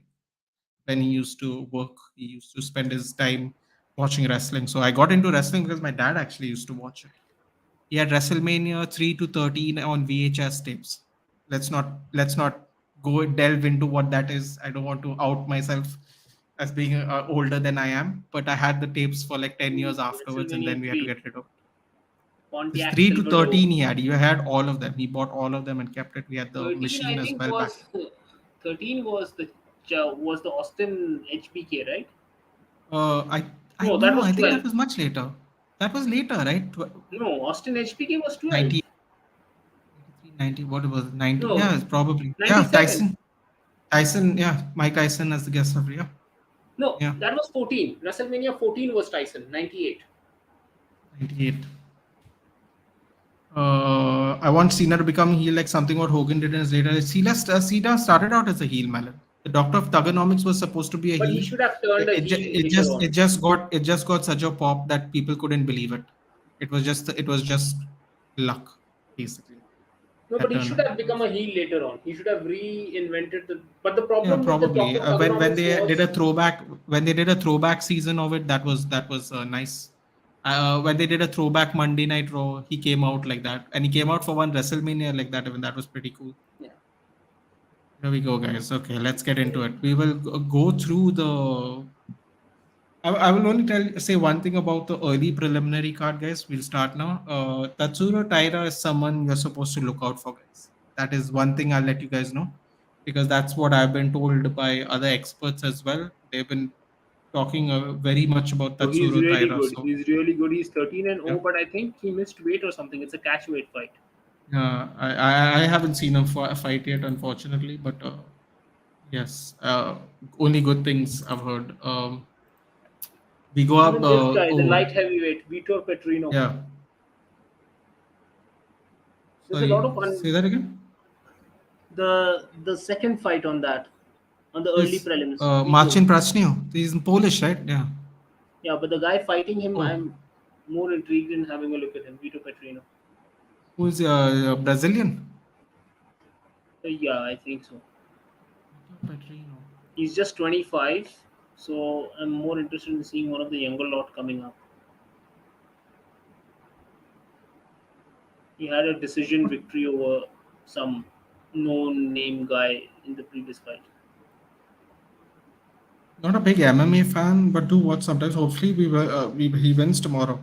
Well, we're doing a watch along, Melon. You can feel free to join because both those fights I'll be watching. So feel free to join Other than if you that, want to. I don't think there's a bantamweight in Cameron Simon. He's also unbeaten, but Yeah, South African, and he's also very highly touted. I think he's going to get I a feel ranked he may opponent. lose his O tomorrow. Terence Mitchell is a Think so. decent opponent. So let's start with a prelim card. Jimmy Crute, Alonzo Manifield. Jimmy Crute has can get rocked. Alonzo Manifield is built like a light heavyweight version of Hector Lombard. So what do you think? What do you think's going to happen? He really does remind me of Hector Lombard, how he's built. He should be a Yeah, middleweight with how much muscle mass he has, but Jimmy Crute, uh, his previous record and fight style. Let me just. I think Crute may just take this fight. I actually think Manifield's going to knock him out. I have no faith in Jimmy Crute's chin, unfortunately, and I think he's going to get lit up pretty badly. Manifield needs to be disciplined though because he gasses out because he has so much muscle. Yeah, and he has lost the last two by punches. Yes, so I may agree with you with that. No, I think but Jimmy, Manifield. I mean, listen, if he plays it smart and uses his length, Jimmy Alonso Manifield is quite a No, the small light problem is he heavyweight. has not played it smart in the last Yeah, three fights. yeah. I mean, Before that, he had two Anthony wins. Smith took him out with leg kicks, didn't he? Yeah, before that, he He had had two that good nerve. wins. He had two performance of the nights in two wins, and then subsequently he's just lost his head. Oh, it's a rematch. I didn't know that. Oh, yes. Ah, that makes sense. I thought they did fight actually. That's No, they had a weird. draw. They had a draw, Draw. Oh, well, he lost to Hill and Smith. I saw this. I saw both these. and The that Smith draw one was was a bit due to lucky leg for kicks. Crute because Manifield lost a point. Yeah, and I think, and this one was not a finish. This was due to leg kicks. Anthony Smith lost. He had that perennial nerve, which is what happened to Sean O'Malley in the Marlon Vera fight. It's the same kind of loss. Jamal Hill, Well, if he definitely. has a weakness towards leg kicks, then he's fighting the wrong fighter in Manifield. Yeah, and Manifield also looks like he's gonna crack. So there's that as well. Um, so are you also going with Manifield? Yeah, Manifield with a TKO, second roundish. Yeah, I'd say that too. Yasmin Yaragui is a very promising strawweight from Mexico. I don't know if you saw the Battle of the Yasmins last time. It was a fight of the night. One was 20 and one was 21 and one was 19. and they put on an absolute show. I did see it. It was a crazy fight. Like the crazy young. She's 24, and I think who did she fight? Yasmin Lucindo. This fight was an absolute crazy fight. She's 10-0 with 7 knockouts. Damn, I think, that's at strawweight. 7 knockouts yeah, at straw. Oh shit! she got some serious And she power on fought her. Combate Global. So that is a good, very good quality Mexican, South American based fighter based promotion. So that's a good sign. I think she's going to win. I don't know what the odds I are, but think I think she's going to win. another finish here. And someone I convinced you of very recently, SADIQ bhai, JDM, Ah, Don JDM. Giacomo. Unfortunately, he Ah, was supposed to fight. I don't know if you know this, but he was supposed to fight Sean Brady, as it's saying here. He literally pulled out last week on Tuesday. I think if He that's the had case, then I think Jack Della Maddalena is definitely, yeah. JDM is So definitely yeah, taken. and the reason Sean Brady pulled out is because he had fluid buildup in his elbow, but I don't remember from what. It's not And it because he had just a. It's not because he tore his bicep or tricep. It's no, no. it's Sometimes like it an could just infection. be it could just be some injury in the. I mean, during training, and you can just get a little bit of inflammation in the elbow, and it's just very painful in that area. Yeah, it looked really crazy. If you see the picture, it looks like he has a bicep on his elbow. It's very. There was a lot of fluid buildup. There was no way he was going to fight even if they drained it. Oh, Um, JDM is on like a crazy winning. He yeah, has just lost his first two fights. First two fights. yeah, Since and I then, he has believe I believe Josiah Harold is coming from LFA, if I'm not mistaken. I'll just check up on him. He doesn't have a Wikipedia entry, so it becomes a little tougher to look at. I think this would be an easy pickup. JDM, I think, most likely. And I would not be And surprised if he also, finishes it. Josiah Harrell is also taking it on short notice, so it becomes I would it not be become surprised by a first round knockout. first round Honestly knockout. speaking, first round All knockout. right, let's go. Let's go with that then. Okay, let's go. This is where we are. Side reminds me of Logan Paul. Whose side? Logan Paul. Just curious to know, is the chokehold best submission move? Yeah, because you do minimum damage with someone and you put them out before they can. You don't break anything. If you break anything, if you're like trying to defend yourself, people think that's more malicious. So choking someone and leaving them on the ground is a better defensive move. If you're like on the street or someone's pulling you or something. At least that's what I think. Yeah, just for the record, please don't do that, anybody. And get in trouble here. Thank you. Robbie Lawler versus Nico Price, Sadik bhai. What do you think? I believe Bobby Robbie, Lawler. he is on a win streak, if I'm not mistaken. I mean, this one He's is won his not last based three. out of logic, but if you No, he's ask not. me out of He's 1-1. logic, um, see, on the basis of logic, the way he has fought, I think he's done. He's done. He'll most likely lose. But I would love to see him go out. Nico Price is gonna put it on him. Nico Price is a pressure Yeah, action definitely. fighter. Definitely, definitely. And he's on like what? He's lost five of his last seven fights, six of his last eight. And the only wins have been against Cowboy Cerrone and a finished That Nick was a, Diaz. that was a good one though, because that was if Cowboy Cerrone beat Robbie Lawler at the time, he was going to fight for the title. Robbie Yeah, but Lawler that was was one like win what? away from the welterweight fight, But for that a was six welterweight years match. back. 6 years Yeah, no, back. no, I'm just saying at that point of time that Donald Cerrone win was a legit win at the time. After that, he lost to Dos Anjos. Then he lost to. Come on, he has lost to Ben I mean, he Askren didn't also. really lose to Ben Askren, did he? Like, but I But mean, come he on, if you have a definitely loss lost to to the Ben other two. Askren, then he lost to Colby Covington, Neil Magny. He just beat Nick Diaz, but then we all know Nick Diaz was But finished. Nick Diaz is so confusing to me. Yeah? Like, I don't understand it. Like Nate Diaz, at least I can understand. Like the aura on Nick Diaz, though, it's I don't know. I don't get it. Like I understand why people love Nate Diaz, but I know Well, Nick Diaz is the better Nate, fighter, but yeah, like when he Nate has starts that talking, I attitude. was like, when he talks, I'm like, oh, just sit quietly, please. It's not looking good when you start talking. Like he's literally fought once in like 7 years, and he still somehow sounds like he's very punch drunk, which is very weird to me. Like very weird. But it's a personal opinion. I He did come for fight of the night. This is why I thought he did come from a win, but it was a fight of the night. right of the night, yeah. That was a crazy match too, actually. Well, Brian Barberina hit his stride a little bit. I think Look Lawler. at this. Look at these records.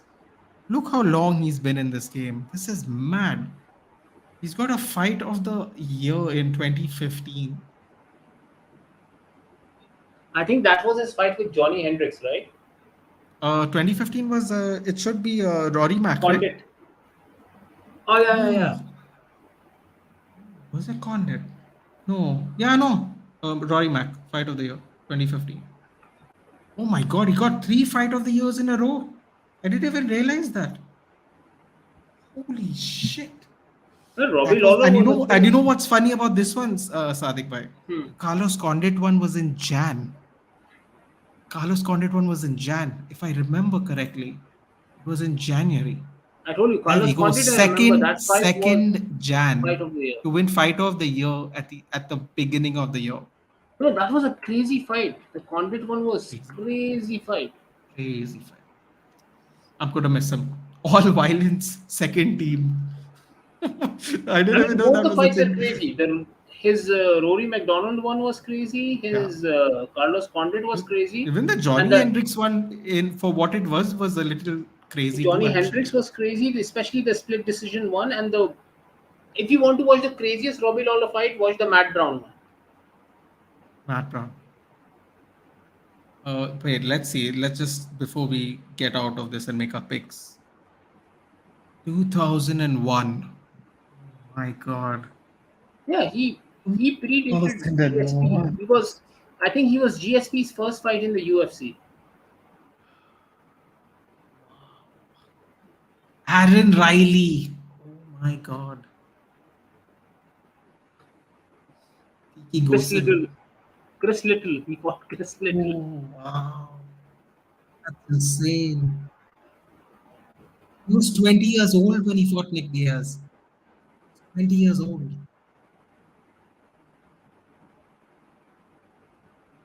What else can you say except wow, I guess. Yeah, Miller, Joey Villasenor, Frank Winklejohn Strike, Ninja Rua. He didn't. Ninja Rua. GSP was. GSP never fought him. I think GSP No, never fought him. GSP didn't fight him. I forgot who That GSP was is. someone else. I think I'm mistaking someone else with Robbie Lawler Jake there. Shields. Man, this was when Jake Shields was in his prime. Okay, there's Oof. another name here, Frank Trigg. Twinkletoes Treg. Yeah. Matthews Treg too. Oof. Jason Oh Miller. my God. Jason Mayhem Mayhem Miller. Miller. Can you imagine? Can you imagine some of the people he fought? Tim Kennedy. Oh, Evan Middleweight. Tanner. Late, great. Rest in peace, Evan Tanner.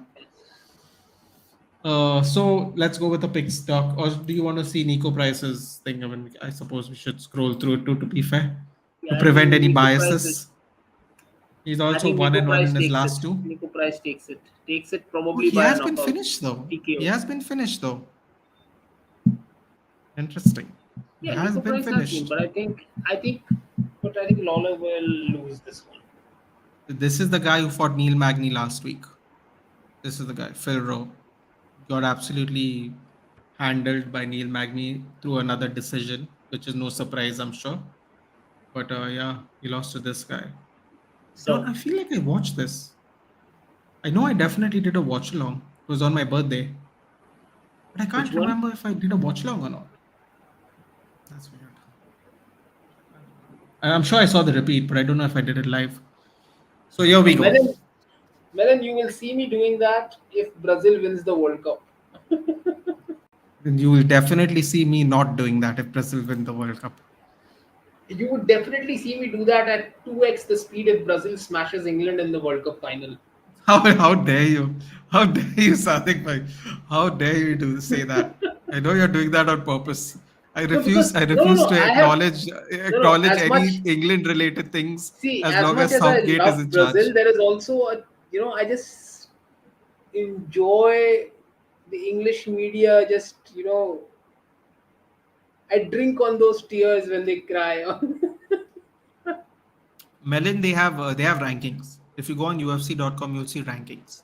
So they pair the fighters normally fighters who win. They pair them and they kind of push them through the ranks that way. That's normally how it works. Is there any event where judges favored one fighter despite him being smashed? Yes, there Yes, have been many. robberies, Melon, but they are normally robberies through decisions. The So most so the technically you most can't, clear cut and they robbery. cannot be questioned by the way, Sadik. But I don't know if you know this. Yeah, The athletic commissions do not allow you to question the referees in MMA, which is yeah. very And bad. Melon, if you want to watch a daylight robbery, although it was against one of my favorite fighters benefited from it. Lyoto Machida was a Shogun Uwa Oh, that was won. dirty. 115. I even remember the number. Dirty fight that was, yeah. I mean, see, I never liked Dirty. Shogun. I never liked Shogun much. He was a very good fighter, but I loved Lyoto Machida quite a bit. I mean, I was a fan of Lyoto Machida. But that fight, I mean, seriously, it was shady judging. Uh, well, I'm an Argentina fan, so I don't want it to happen. So happen. You can enjoy the Copa America. Come on, Melon, you guys won. I mean, I don't understand the audacity of the Argentinian fans. In You know what? 35 years, they finally. I honestly, when it comes to South American football, I just let everyone enjoy it because for me, I have no interest in participating in this. So everyone See, throwing shade in at each other is 35 the most years, entertaining thing. finally, we end up winning all the three trophies, and they call three trophies finalissima because now they have Leo Messi, so they reincarnated the finalissima again. Conveniently I'm reincarnated the not finalissima, participating. I'm not forgetting about participating in this. forgetting about the Confederations Cup, which had the Euro winners, and how many times Brazil won it during that stretch of '94 to 2006. I didn't understand the finalissimo thing anyway, but you know, You should know it well. y'all beat Italy, and Italy really annoyed the hell out Let's of me not in the Euros. So let's not go there. yeah, I mean, like Let's return back to the main card. I was really happy Argentina beat Italy just because England. But Melon, in in your my book, book, Alvarez is in your clear of book, all Brazilian if forwards. He's Alvarez more would have complete been player. clear of all Brazilian forwards, he would be starting at City, not sitting on the bench. Well, I mean, he is behind Haaland, right? To be fair to him, like No, he can play right wing, he can play the number 10. The formation he plays, that second I number 10 know. in the box, is Alvarez's position. See, he is good. Pep confuses No, me. what Yeah, is like I irritating me don't right get it. now? I will tell you something. What is irritating me right now is every single Argentinian kid, people are like, oh, he's so good, he's so great, he's so good, he's so great. Let them come and play. God, oh God, Sadik bhai, you better really think about this one. This was remember which era we grew up in before you answer this question. Well, The era is very important here, Sadik bhai. The era is very see, important here. the thing here is, I love Brazil a whole lot more, but then I hate Arsenal a little bit more. So I may still tolerate the English win, but not Arsenal defeating United and completing the treble. Oh God. Oh, Both listen, will be I painful, couldn't. but not the I Arsenal one. don't care. I don't care about England winning a World Cup. We have won one. That's it. If it's only meant to be one, it's okay. But we can't let Arsenal win a trouble. But you It know can't something? happen. But you know something, Melon? Your Brazil bit is wrong because if England wins the World Cup and the managers they have, they will never beat Brazil. They will never score more than a single goal in a final. Unless we play the Ukraine. Apparently, we don't mind thrashing them. Exactly. So they are not beating Brazil. First of all, they're not beating Brazil. Second of all, they're not scoring four goals against Brazil. Fair enough. So here we go. Now to the main card. Let's do this. Bo Nickel, Penn State alum, three-time. This is a short notice fight. Val Woodburn is seven Yeah, and 0, but seven and. this is the classic case of beating tomato cans, Yeah, as we but were you know discussing. what's the sad thing? He was supposed to get Trayshawn Gore, who was the finalist of the last Ultimate Fighter, Yeah. and he dropped out literally last week. He was fighting out of Safe South's. Trayshawn, I saw a few of his fights on the Ultimate Fighter. He's He's not only special. 5-2. He's not special, but I think Yeah. based on the fact that he has UFC experience, would be a tougher fight. I think Uh, Bo Nickel by decision or a third round TKO because he will just wrestle the shit out of him. I'm actually going to go the complete opposite way you're going, Sadiq bhai. I'm saying Bo Nickel, he finishes them in 3 minutes, chokes him out. Val Woodburn is 7-0, 5 TKOs, but coming off of back-to-back decisions. I saw the fight promotion. I actually don't know what fight promotion that is. I'm reasonably aware of which regional MMA shows are good and not, or higher level on the um, in the national scene, but I actually don't know the promotion he's come up from. I saw him at the press conference, very, very humble. He wasn't saying anything too crazy. Bo Nickel himself also said, "Thank you for taking the short notice fight." And all. I don't know if you watched the press conference. So I'm just No, not they yet. didn't have much. They didn't have much to interview now because if Trayshawn Gore was there, there would be more Bo Nickel questions basically Yeah. because there was a full build up. But because Val Woodburn was there, they didn't really say anything. I think I'll agree with you here as well. I think maybe a second round submission. I think he puts him away quick. Also, Val Woodburn looks like he's not a middleweight, so he might also be coming up a weight class. I have a feeling. Yeah. So there's that even. At least based on them sizing each other up on the press conference, I think he's a little thicker, which means he either has a tough time making 170 or he is just stepping up in weight on short notice Yeah, he has because just not undergone a weight cut basically. yeah,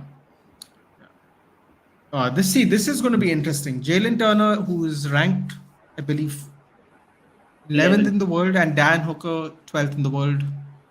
Dan Hooker coming off of a fantastic win, by the way, against the Prince of Peru, the leg lock specialist Claudio Pueges, and that was insane fight because I thought In fact, Pueges. Jalen Turner and Dan Hooker were supposed to fight in the previous card that Jalen Yes, Turner fought and I lost. think yeah, if I'm not mistaken, yes, that is correct. Or they booked it and it got scrapped and they postponed it No, because no, it Jalen was Turner got Mateus Gamrot, right? Gamrot yeah on the wrestled same card. the On the hell out same of card, him. he got Gamrot here.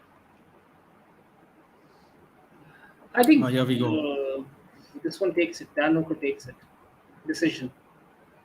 This is going Oh, to a you're decision. taking Dan Hooker.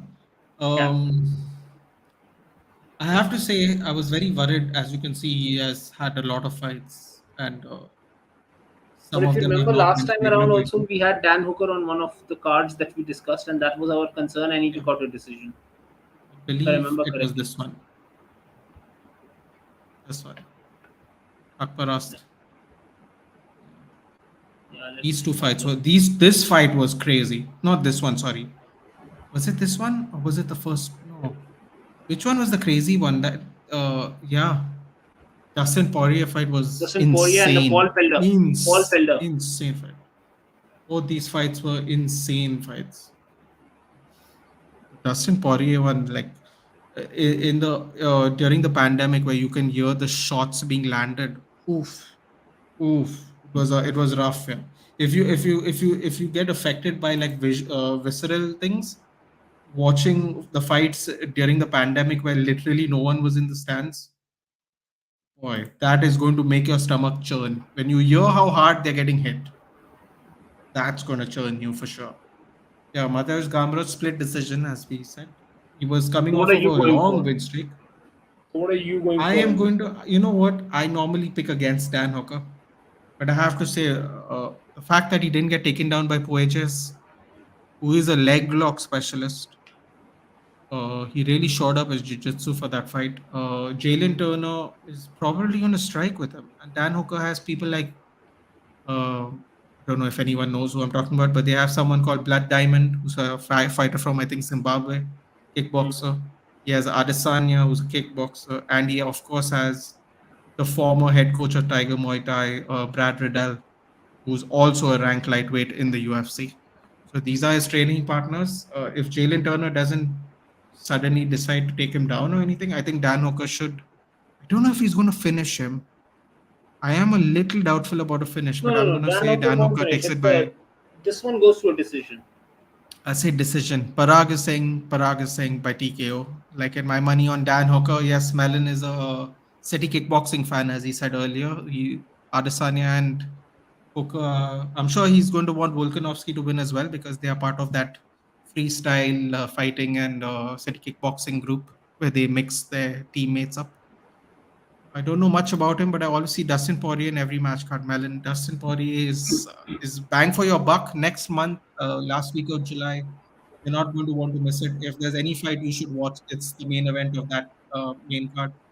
You will not be disappointed whether you are a regular, you're not a regular. You will not be disappointed with it. Box office fight, hands down. I don't think anyone will disagree with that. There will be war, there will be bloodshed, and if you're really lucky, there'll be Nikhil, five. just give me a minute. Huh? Just give me a Yeah, minute. yeah. There will be 5 rounds of absolute carnage. When I mean absolute carnage, you will be like, what is going on here? Are they fighting or are they trying to like start a war with each other? It is going to be, oh, very well said, Parag. Very well said. Pure violence in Dustin Justin. Best way to put it. I wake up to watch the Dan Hooker match and then sleep. I don't care much about the fighters. No disrespect. Listen, Melon, if you want to keep me company, feel free to do so. I totally get it. But what I will tell you is the fights, even the fight before Dan Hooker, that fellow is a very big fighting prospect. So he could be a very big star in the future. What I will say is I think the card will start 7:30 our time. Uh, I'm going to predict that Dan Hooker makes the walk by 8 o'clock. So if you are going to just get up for the fight, make sure you get up around 7:15, 7:30 because you might miss it because I think Bo Nickel is going to have a very, very quick fight. And what happens is because they are under pay-per-view in America, so they have to get the fights done within a certain time frame. If the fight's over, there is no ads, there's no time wasting. They just go to the next, go to the next, go to the next. So try to be up early if you want to watch the fight.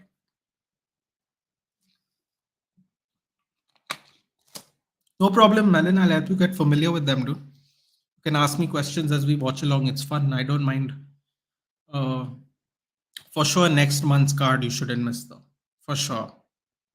Even if you're a casual, there is something about the action, no, that just gets you hooked. Like even if you don't know the players, you don't know the fighters, you don't know the styles, there's something about it that will keep you hooked. That's the best thing about UFC. Once you get into it, na, it's very rarely you will get out of it.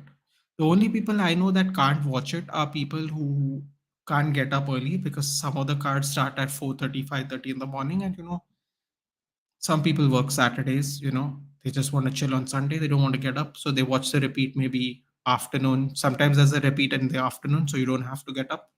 You have to check your schedule though, otherwise you might miss the whole card. I've done that a few times. And what happens is the only way I've noticed people who can't watch it anymore is because they can't handle the lots of blood. Because if you don't watch combat sports, no, it can really affect you. Because sometimes the cuts are they're very damaging to watch because it's like some of these cuts look like you see them in a movie, if that makes sense. It's like, these are the kind of cuts you go, oh, you've been like, slashed with like a knife kind of thing. You get those kind of cuts. It's crazy. Which ones? The elbows. No, no, I was just explaining to him how you get hooked, but the people I know who have not gotten hooked are the people who see it's the the extreme nature of the fight. Like when they start, they start gushing blood, like there's blood everywhere. They're grappling on them, and the blood's like going all over their body, and it can be a sight. It can be a sight for sure. Like Capello spread fake news about Roma president signing Barca because the president was against signing, which later Baldam. First of all, I don't like Capello. Just did a lot of clown stuff at the England national team. But yeah, no comments. Too much PTSD with the national team for me. Okay, and here we go. We'll finish off with our last three now. Dricus du Plessis from South Africa, Cameron Simon, training partner, as we discussed earlier, taking on Bobby Knuckles, the Reaper. Robert Whittaker, former middleweight champion, has not lost to a person not named Israel Adesanya since 2014. And that loss was to Stephen Wonderboy Thompson in the weight class below. Robert Whittaker has not lost in 9 years to anybody that's not named Israel. He's virtually undefeated in the weight class, and they have tried to knock him off the number one contendership many a time in the last 3 years. Will Dricus du Plessis, with the new nose surgery, the improved breathing? Apparently, his breathing was at 8 or 12% or something like that. The doctor told him. Got the nose surgery done. He's coming back. I saw the weigh-ins today. Everybody made weight. What do you think? Can it be done? Can it be done? Do you think? I think so. It can be. I feel Duplessis will take the win here because I You think know what? yes. This is a good point. I always knew I liked you, Melon. I always knew I liked you. This is a good point. I like this is a very important point. Trampoline toast to the rescue. Just when we hedged our bets on him even at Inter Milan, and it ended up the same way. It's two in India. Vedant, we're almost done actually, but thank you. Yeah, With this the is Whittaker important. by decision, it is almost two in India actually. Thank you. I totally lost track of time as I normally do when I talk to Doc. But yeah, um, Whittaker by decision. Doc, you're saying Duplessis by TKO third round. TKO third round. The thing with Dricus is, I don't. I was thinking about his style. His style is a marauding style, and Robert Whittaker's a point style white stance. I mean, we already know he can qualify for wrestling. He actually made it to the 2016 Commonwealth team. Was that 2018 Commonwealth team in Australia? He qualified for a Commonwealth Games basically, but couldn't because of his UFC contract. Yeah. So his wrestling's actually improved for someone who's never wrestled. In fact, that's quite shocking. He actually qualified for a Commonwealth Games, if you ask The me. issue with Robert Whittaker has always been fighters who are not predictable, who don't have a certain style. Like say Adesanya is a different level of striker, so he is at a Joel different. Romero. Joel Romero also gave him a little bit of problem because Joel Romero is also very He looked like haphazard. crap in the second fight. In the second fight, he looked really bad after he won. He looked roughed up, like So really roughed up. yeah, so Romero, like fighters who have been who are haphazard, who don't have a fixed style and can be active enough on their feet to give Whittaker problems. They tend to give him trouble, and I think this one loss is coming for him at this moment. It's too long a streak. I mean, So, technically, it's not a streak, though, is it? Because no, he it's didn't not a lose streak because what, he lost to two Israel years ago. Adesanya in between. Uh,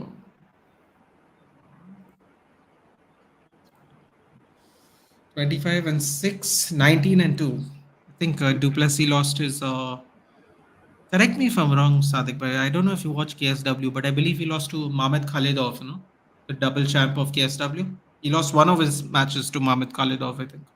Yeah, and So, the KSW, Poland promotion, which apparently has very pride-like entrances. I've been told. I haven't actually watched KSW. Apparently, they do that pride style no, thing, where it's he a big lost to party. Roberto Solidich. Roberto Soldic, double champ. Apologies, Roberto Soldic. That's right. Roberto Soldic, I think, lost to Khalidov. Yeah, yeah, yeah, yeah. Better Solid choose now one championship, and he lost Sadik bhai. He lost his debut. He should have signed for the UFC. UFC made him a deal. Big mistake. Big mistake. Lost his debut, I think, last month. Not. If you see the stance, Duplessis, as I said, he's a little haphazard in the sense that he's a little Yeah. unpredictable. He has a switching stance, Mhm. and he also throws more strikes. He's a little bit more accurate. So these kind of fighters tends to give Robert Whittaker issues, and I think Duplessis might take it. And I also think he's one of the few fighters that are actually younger than Robert Whittaker. Yes. That is in the top 10 now. Like, I didn't realize he was that much younger. But yeah, I was just looking at his record on the side here because I didn't want Marcus Perez from Mexico, Trevin Giles from America, Tavares, Till, and Brunson. Perfect in the UFC right now. One, two, three, four, five. For people who don't know, he was the EFC middleweight champion. EFC is the South African promotion. He is South African after all, so you go through the regional promotion and then go to the big leagues. He was KSW champion as well as EFC champion. So yeah, so 5-0 in the UFC with one, two, three, four finishes. Decision Brad Tavares, which let's be honest, a lot of people decision Brad Tavares when he loses. So very tough to put away. So I'm going to actually say I'm very confused, Sadiq bhai, because for me, I'm wondering if his approach was because of the fact that he couldn't breathe. So he was like a front, what do you call it, Yeah, a he front wanted to. runner.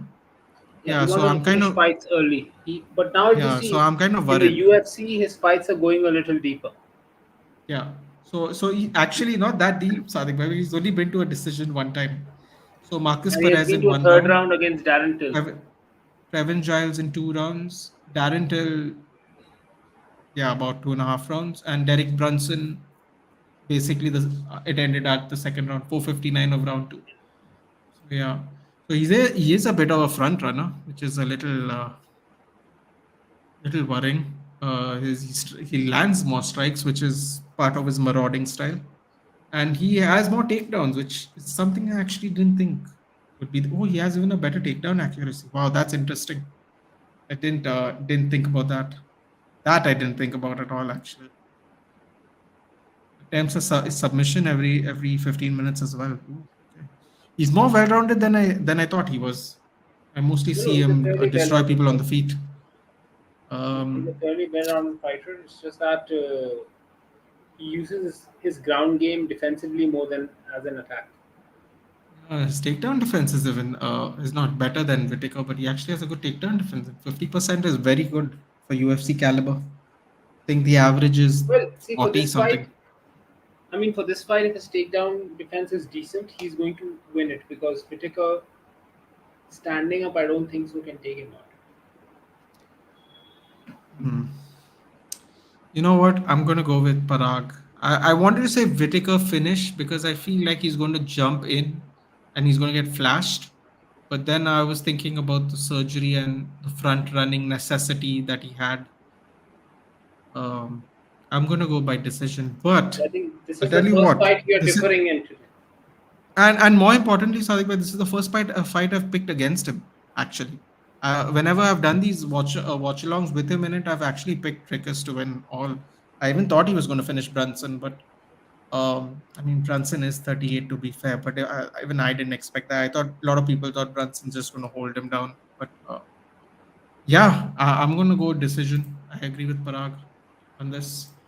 I'm going to go Oh, a this is third going to be round. an interesting one. This is going to be an interesting one. Uh, I think Pantoja. Brandon Moreno versus Alexandre Pantoja.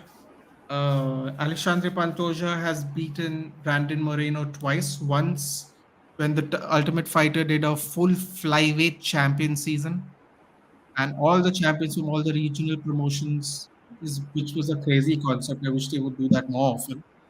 Signed an agreement. The winner faces Demetrius Mighty Mouse Johnson.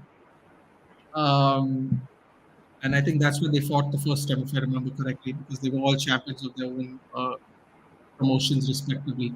And Pantoja has beaten him twice. And I think that was official competition, if I'm not mistaken. I think at the time, because here I'll just have a look. If it's counted or not. He definitely beat him twice, but I don't know if it's counted.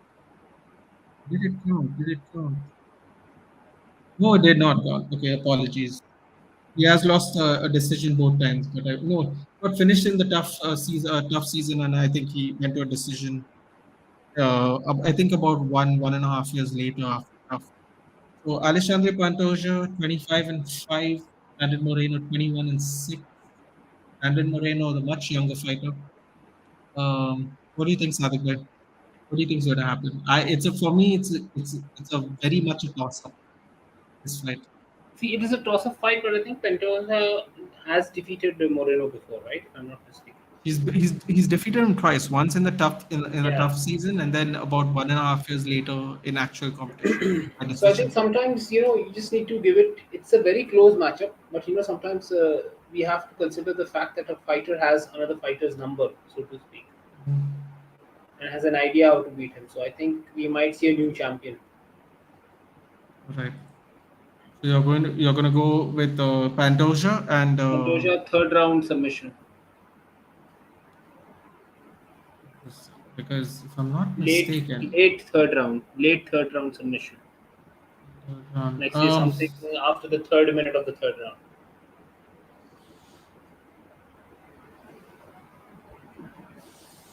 that's very. Oh, this is interesting now. You're definitely going to differ because I feel like Brandon Moreno has improved more over the time, and I also feel like Pantoja has not fought the same level of quality since they last met.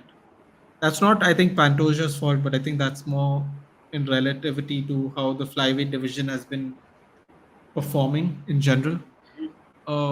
Plus, not to forget, Moreno and Figueiredo did fight 4 times in a row, so that's going to knock out contenders below them eventually.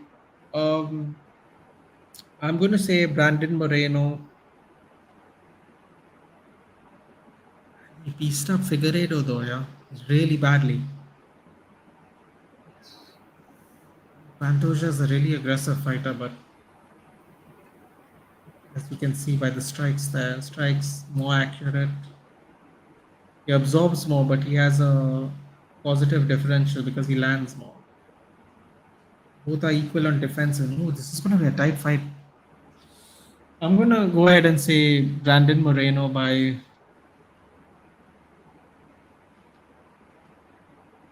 fourth round TKO. Fourth round. I think he's going to drag him out. I think he's going to get like a more like a doctor stoppage thing. I think he's going to like mess him up, and I think he's going to not necessarily knock him out, but open up a cut or basically tie the hell out of him. Moreno Possible. by submission. Interesting. We're all going different. Okay. Well, that's Very possible, but nice. I think I will go Pantoja with I actually submission. think submission is more possible. To be fair, he has 11 submission wins, but I have a feeling Pantoja might keep him at bay just because of you know his his head coach. I believe is a grappling coach to Damata. I forgot his name. Franco Damata from ATT. So he is his head coach, but he's also in charge of grappling sessions in ATT. Yeah. So I have a feeling that submission will only happen if he gets like tuned up on the feet. I don't think it's going to be one of these ground battles where he wins it and he. Ah, here we go. Okay, my comment is deleted, Nathan. I don't know why. No, I read it, dude. I don't know why either. Actually, it's okay. You can just type it again, dude. I'm not sure. Uh, After wobbling Pantoja, yeah. I think that's the only way he would tap him. I don't think he can straight tap him. I don't see that happening. I Um, don't see this one winning. I mean, Brandon Moreno. I think Moreno has had the tougher matchups though. I do think that. So that could be in his benefit since when did they fight last time actually? Hold on, let me just check. Which year was that? That was ages ago. 2018 May. Oh boy, that's a while back. He's had 2 draws, 4 wins, 5 wins, 7 wins, 2 draws, and 1 loss to Davison Figueiredo since he fought Pantoja. He fought Cara France, fought Royval. Royval, by the way, is the, I don't know if you know this, but Royval is the, what do they call it? The alternate. He's also made weight. I think Royval will be next after this. He's fought Jussier Formiga. The only person I thought that was the highest ranked at the time that didn't fight DJ. Jussier Formiga is the only one that didn't fight DJ while DJ was champ. He never made it quite to the, he was always top five, but he never got that. It's mostly Joseph Benavidez's fault. For people who know, they'll know who that is. Askar Oskarov, he basically fought all top five. If he gets through Pantoja and Royval, Brandon Moreno's actually cleaned out the top five of his own division. Actually, if he gets past them, that's going to be interesting to see what happens there. I didn't realize he cleaned out. The whole division. I thought he, because of the 4 fights with Figueiredo, but he has. So there's that. Moreno has improved a lot indeed, and now he's under Saif Saud as well, who we were talking about earlier. Trayshawn Gore was fighting out at Houston, Texas. So he's, if I'm not mistaken, Brandon Moreno has his own training facility from that is managed by Jason House, Black Round, First Round Management. So he has his own training space in Las Vegas, and then he trains for training camps at Safe Saud. So you remember what it's called, SADIQ bhai? Fortis MMA in Houston.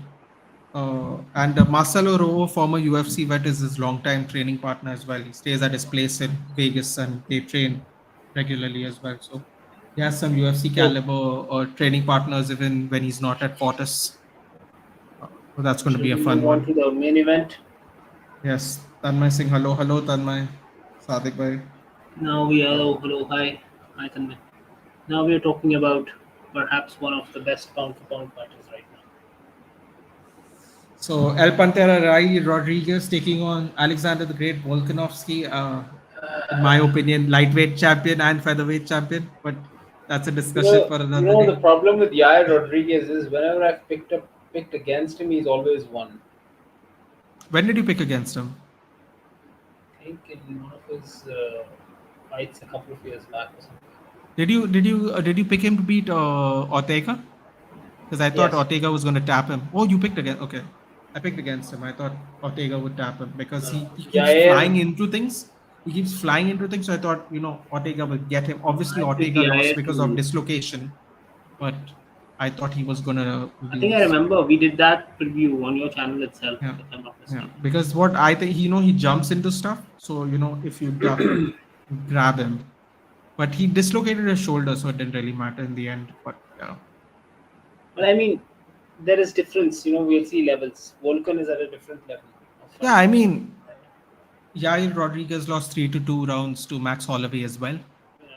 So, see, Yair Rodriguez is a good fighter. In fact, a very good, excellent fighter. But he's not a pound for pound caliber fighter. What did you think about? What do you think about his match against Josh Emmett for the interim championship? Well, that was. Because I saw what Ilia Topuria is going to do, and I have a feeling that's our next champion, by the way. In featherweight, Ilia Topuria is going to be the next champion. Well, Yair Rodriguez is a good fighter, but the problem is he's got his flaws, which can be exploited, especially in the stand-up. I know he's I've never watched UFC, but I was a big WWE fan earlier. How should I start watching UFC? You can join me for the watch along Sunday 7:30, Tanmay. I'll happily talk you through it, and we'll have a chill session in the morning if you get up. It's live around 7:30. I'll be live then. So if you want, we can go through level, it then. At the featherweight level, we don't have that many contenders anymore. I think Josh Emmett is a not contender. He's not now. He's back to back. He's back to back losses. It's over. Yeah, that's what. He's not a pure contender. So I will not take that fight as a big.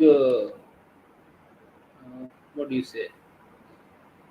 As some very solid evidence. Yeah, exactly. It's not a proper barometer to judge him from. Especially when he's going up against. See, the issue here is not about Yair Rodriguez. Yair Rodriguez is a very good fighter. Problem is he's going up against Alexander Volkanovski. That's the problem. The problem for him is not he is not good enough. The other fighter is far better. I take I don't know if you watched it live, but I take my evidence as the Frankie Edgar fight was the evidence to me. I think if you overwhelm him and you cramp him, where he can't throw any jumping attacks in particular, Exactly. stay off center. And if I think an aging Frankie Edgar could give him trouble, Volkanovski is the evolved version of a Frankie Edgar. The yeah. way I he, mean, I don't know if he has the wrestling Frankie Edgar does, because what Frankie Edgar used to do is use jab, jab, jab, I and try mean, to he triple showed you, take his it down. But no, no. I mean, he showed his wrestling. I mean, his reverse wrestling in the last match against Islam. no, I'm saying I don't know if he will actively try to take him down the way Frankie Edgar does when he tries to overwhelm you with his boxing. That's what I I meant. don't think so. He needs to take Yair Rodriguez down. Because Frankie Edgar took him down, and that's when he had that big, that big fat lump. Because Frankie Yeah, Edgar started pounding him on the ground I mercilessly. feel the same thing can be done even in the stand-up by a fighter like Volkanovski. Volkanovski is a very stick and move, very feinty kind of a fighter. Very He odd, has right? They very have the good. same reach. They have the same reach, but he's like 5 inches taller than him. Jai Rodriguez has such a small reach. That's insane. It's really that could be actually a big problem for Rodriguez, because if they're standing at same width, Volkanovski doesn't really need to get in as much, if that makes sense, which is could be a Yeah, problem. most likely. So for me, it's 6.35. Look at that. Look at that. Look at this output, Sadiq bhai. 2-1, 2-1 differential for Volkanovski. well, that's what the thing is. Volkanovski will just overwhelm me. He may not knock him out, but he'll just overwhelm Yair Rodriguez completely. Call me Mystic Mac if it. I'll call you Mystic Manch, dude. How about that? That's more appropriate, don't you think? With your name, Mystic Manch. Ah, well, Uh, what do you I don't think? think it I will mean, be. Uh, there should have been a build up to this fight, but if I'm being honest with you, after I think what everyone saw, Islam and Volk, I think honestly, I genuinely think this. If he gets past him and gets past Ilya Topuria, I don't even think Volkanovski should even be a featherweight anymore, because then it's his thing to lose. The way Connor became a skeleton, and then said, what, screw this. Even if I don't fight as much as I used to, I'm not doing this. To Like, I remember Conor McGregor looking like he saw death in some of his veins, like really, like it's shocking. And I remember when he had the beard and the ponytail at Boston. Oh, this guy went through a rough night, like a rough night, not in a not in even in a bad way. Probably must have been sitting there under towels the whole time, trying to like sweat this off, and he looks like hell. So I think if he gets past Topuria, I don't think he should even. In fact, you know what? Chuck it. I don't think he should even fight Topuria. I think he should just move up, because Topuria is going to be the next champion. I'm very convinced. Very convinced of it.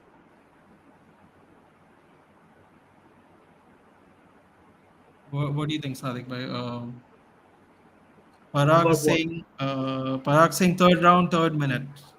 Man doesn't I last 15 minutes, think he's saying basically. I think a comfortable unanimous decision for Volkanovski, like This a one is easy, like finishing a early. straightforward, Stick in your bench. face, Um, unanimous decision. Because after the third round, Volk will like just sort of slow the pace down a little bit, just watch the fight through. you know what? I'm going to be very conspiracy theory of this. I'm saying Volk finishes him in,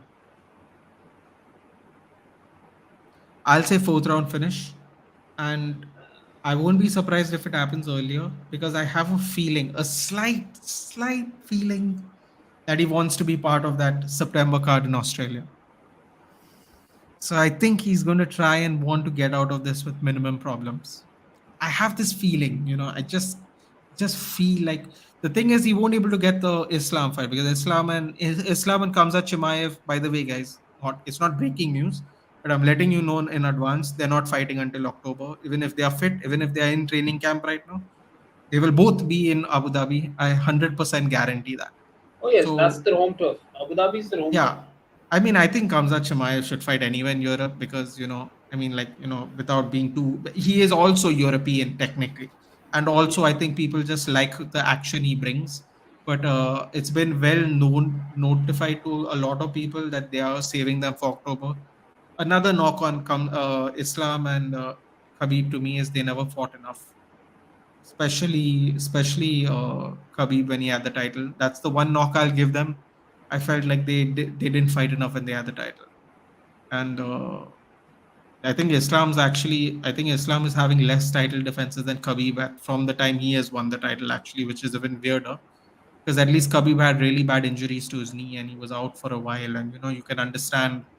But Islam has not even had that injury like issues plaguing his career, and he's just slower, if not equally as slow as Khabib to defend the title. So yeah, I think he's going to be fourth round finish Alexander Volkanovski, and I have a feeling he might, if he goes unscathed, if he doesn't get any suspensions, I think he might want to be on that Australia card. I think on that Australia card he's going to get Topuria. That's what I think because Topuria is the only one left, or he moves up in Mm. weight, or something crazy happens. I don't think Because he's gonna. I don't think he's gonna move up in weight because he has realized if he moves up, he's not going to be the champion there. I mean, I think he can beat a couple of them.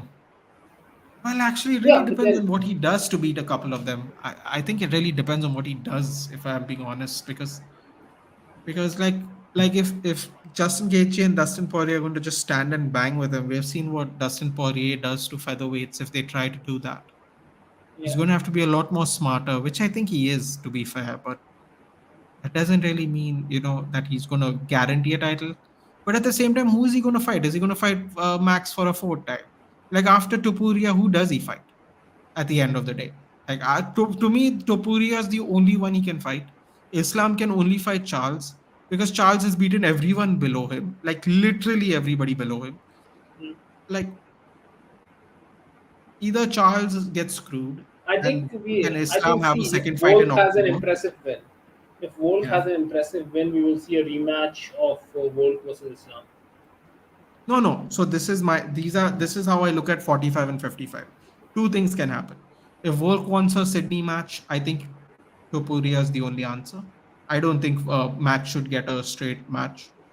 Or Charles gets screwed and Volk doesn't get a home match, even though he should have. He should definitely get one, especially if he's pound for pound number one. And he gets booked for October right now. Like right now. Like as soon as this match is over on Sunday morning, Volk Islam, sign it up. Dana White comes there normally post fight press conference, sits there first, tells the gate number, all that stuff. So either way, I look at it as a win-win. It's a only lose for Charles because at the end of the day, Charles Oliveira will be the odd man out. Ilya Topuria, there's always an excuse. No? You can give him one more contender. You can give him a big match. You can do something with him. But Charles Oliveira has nowhere to go. Charles Oliveira has everything to lose. So if it's a quick match, either Volk fights in September or October is booked. Main event is booked already. What do you think? He is looking for a Islam rematch though. After this, you saw it somewhere. He said it in the See, press conference 2 days there could be ago, two the things. UFC If press conference. see if Volkanovski wants Islam rematch at the earliest, then he will have to wait. Then he Yeah, can't that's what come I'm up. saying. So I think it kind of goes into Volk's hands. Does he want to fight in Australia or not? Because the next I card think after Australia is Abu Dhabi, so he has to wait like 4 weeks if he wants to. But yeah. All right. I Anything think else, Sadiq? Anything else, Sadiq bhai? Oh, by the way, I found out. I had a look at it. Parag told us that it's the next pay per view. Tony Ferguson will be fighting Bobby Green. Bobby Green is the fight. Yeah. we'll be Is looking there forward to that. any fights you're looking forward to in particular? Is there anything you're looking? What did you think about Sean Strickland's performance before we go? He put Good the performance. absolute beat down on this Magomedov guy, Sean Yeah. Strickland. You know, the No, crazy, it was a he good says a bunch of performance. It crazy was things. no, no, it was definitely a good performance. But then again, it was at a against a competitor who was not at that level. I'm So surprised, but I thought he was going to do better because there was so much hype behind him. And also, he was 25 and 5. And I was like, okay, 25 and 5, like 1 and 0 in the UFC. the one Uh, fight I'm really interested uh, is the undercard of the main. I, I mean, the second fight on that main card after Dustin Poirier and Justin Gaethje, that is Jan Blachowicz versus Alex Pereira. yeah, I think That's an interesting fight. Blahovic holds on to him and strangles him. I really think so. Let's see. Let's see. That's a very interesting fight coming up. And obviously, He Tony has a he Ferguson. has a decent chin. To be fair to Blahovic, he has a decent chin. I don't know if his Yeah. chin will necessarily hold up, but if his chin Oh, holds up, Michael I Chiesa is very sure. coming back on that card. Is he? Yeah.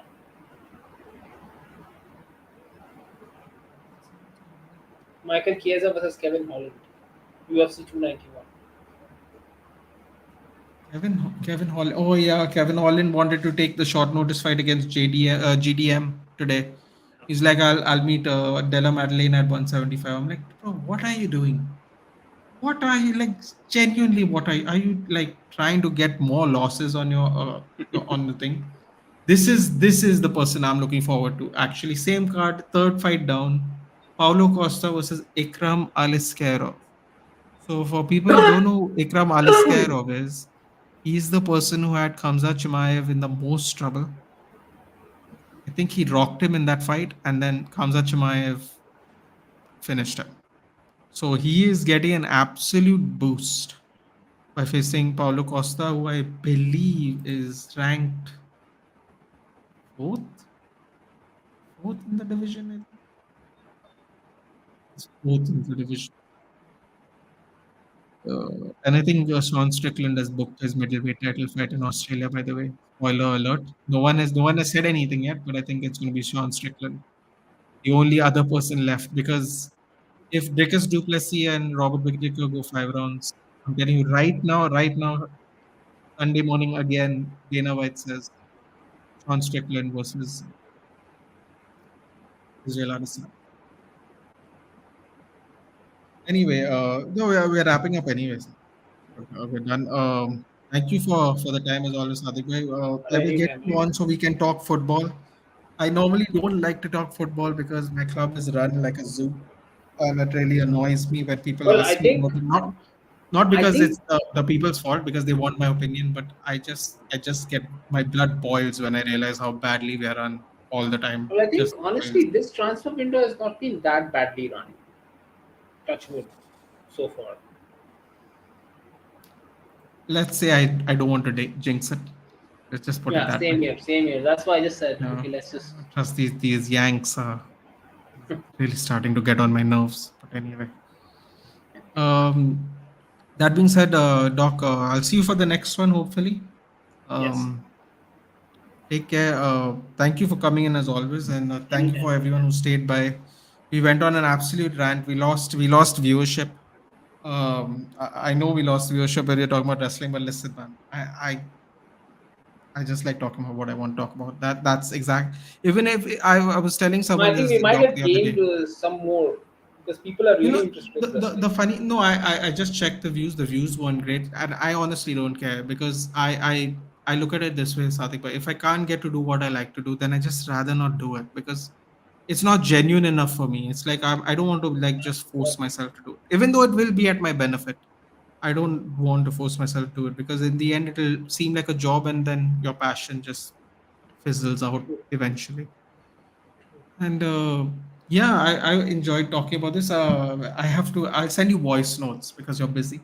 AEW related things. Oh. We won't talk about No, it no, in I depth. definitely have a.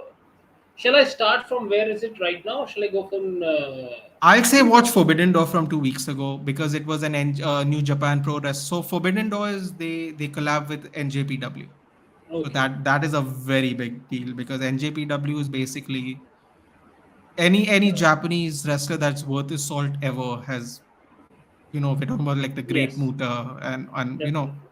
back then even the Americans used to wrestle in Japan. Obviously now Yeah, yeah, all of them used to go there. Vince has no desire on doing it. When it was what is it called? When they were not regionals, what were they called? Territories. Territories. When they were territories, everyone went to Japan, like everybody. Yeah, that So was for sure. The Road Warriors and all those people, they got their yeah, beginning like in Great Japan. Muta just got inducted this year, in fact, into the WWE Hall of Fame because he had a stint at Nitro a long time ago as well. Yeah, So yeah, he yeah, did, he did. and yeah, we'll discuss. I'll say start from Forbidden Door. Okay. There is a I'm not going to tell you the match for spoiler alert cases, but there is a fight towards the end of it. It's a very long pay per view. Hmm. Kenny Omega, who even Dave Meltzer will tell you is one of the best wrestlers in the world Yeah, Kenny Omega for I've the seen. last I've seen decade. that Yeah. super. Yeah. Omega versus Will Ospreay, who openly challenged Seth Rollins to matches in the sense to show how good he is. They had like a bit of a personal feud. Hmm. I don't. It can't be a shoot because everybody knows they'll never wrestle each other based on how wrestling is right now. So it was like a real, personal kind of thing. They tore the house down. Enjoy. I I don't want think to tell you things how were long the getting. match is. I I think don't want things to were tell you how getting a long the little match is. better in WWE when Triple H was in control before this WrestleMania Yes, time. it was a Vince got lot. the control back again, and he Yeah. sold his stake to Peacock or something, and they got Vince back in again. I think, right? That's an interesting point by Mohammed Asif. Mohammed Asif saying hello to you, Doc. Yeah, I agree with that. I agree with that because Triple H knows what people want, but he also, because of his DX days, knows that when the edge is required, we got to go with the edge. And that's why I would tell you, Sadiq bhai, if you're ever going to watch anything, watch NXT. Because Triple H Oh, did the NXT is genius move. brilliant. NXT is brilliant. He did the genius move of leaving it with Shawn Michaels. Because who else will know it better than him? Shawn I think Michaels is probably a mixed Sean would know business. it. I think Sean would know it even better than Triple H. Yeah. But what I'm trying to say is they have that same, because they have Yeah, gone through that same thing I mean literally next to each other. Sean's the guy who Best has. person. I mean Sean's the teacher to Yeah. Triple H basically. I Yeah. mean Triple He's H the better knows the. wrestler, but I think prime Triple H was edgier, like the heel version, like with the Oh, oh, sledgehammer, the leather oh, oh, jacket. oh, oh, oh, oh, No, no, oh, means oh. like, he had a longer thing of the heel, right? Because he used to like do the sledgehammer thing and Yeah, he used to do the mad things. but all No, I that was was pushed with allowed at Shawn that time. Michaels. It comes from Sean. I mean, it Yeah. comes from Sean. Yeah, of course. No, I I mean, if think you are what I'm trying talking to say is about. I think he pulls it off better. Like if Shawn Michaels is the heel, you're like, but when Triple H was the heel, you're like, oh God, he's back. Where No, every when time the Sean music was is the played, it'd heel, be like, Sean could see. The thing with Sean is he has the mind. I mean, the whole yeah, storyline and the whole concept has to be build up the conceived match. somewhere, and Yeah. that is built up in that head of Shawn Michaels, and Shawn Michaels' mind for the business is second to none. Yeah. I agree. Like I said, the best thing he did was leave it in Shawn Michaels' hand. Best thing. Isn't wrestling scripted? Parag, I'll put it this way to you.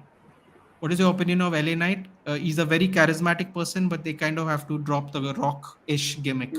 Not that he does it on purpose. He used to do it at TNA as well, but they got to kind of make him. They See, got to make him wrestling, stick on a particular lane. what Parag asked, wrestling is scripted, yes. But that script and how you present that script and what you do with that script and whether that script, how It's long like a it movie. goes, yeah, It's like it's a movie. exactly. How long the script goes, how the script evolves over the course of time, and how that performance is presented to you. That is what is the charm behind watching wrestling in a action form. Yeah. Now, how that action is done is a way of telling the story. The wrestling match itself is the story, where you have ebbs and flows and things like that, and that's where it entertains you. Unfortunately, with WWE, why Oh, you're asking this question, isn't it scripted, is because they have made it too scripted and too formulaic in a way where it insults your intelligence. yes. That's right. That is the best way to put it. I'll put it to you this way, Parag. I think when me and Sadik started watching it, it was like magic. And today it is like watching, funny enough, a surgeon perform. Because we have watched so much wrestling, even though we don't have blogs and we don't have YouTube channels on it, We can tell when someone's a good performer.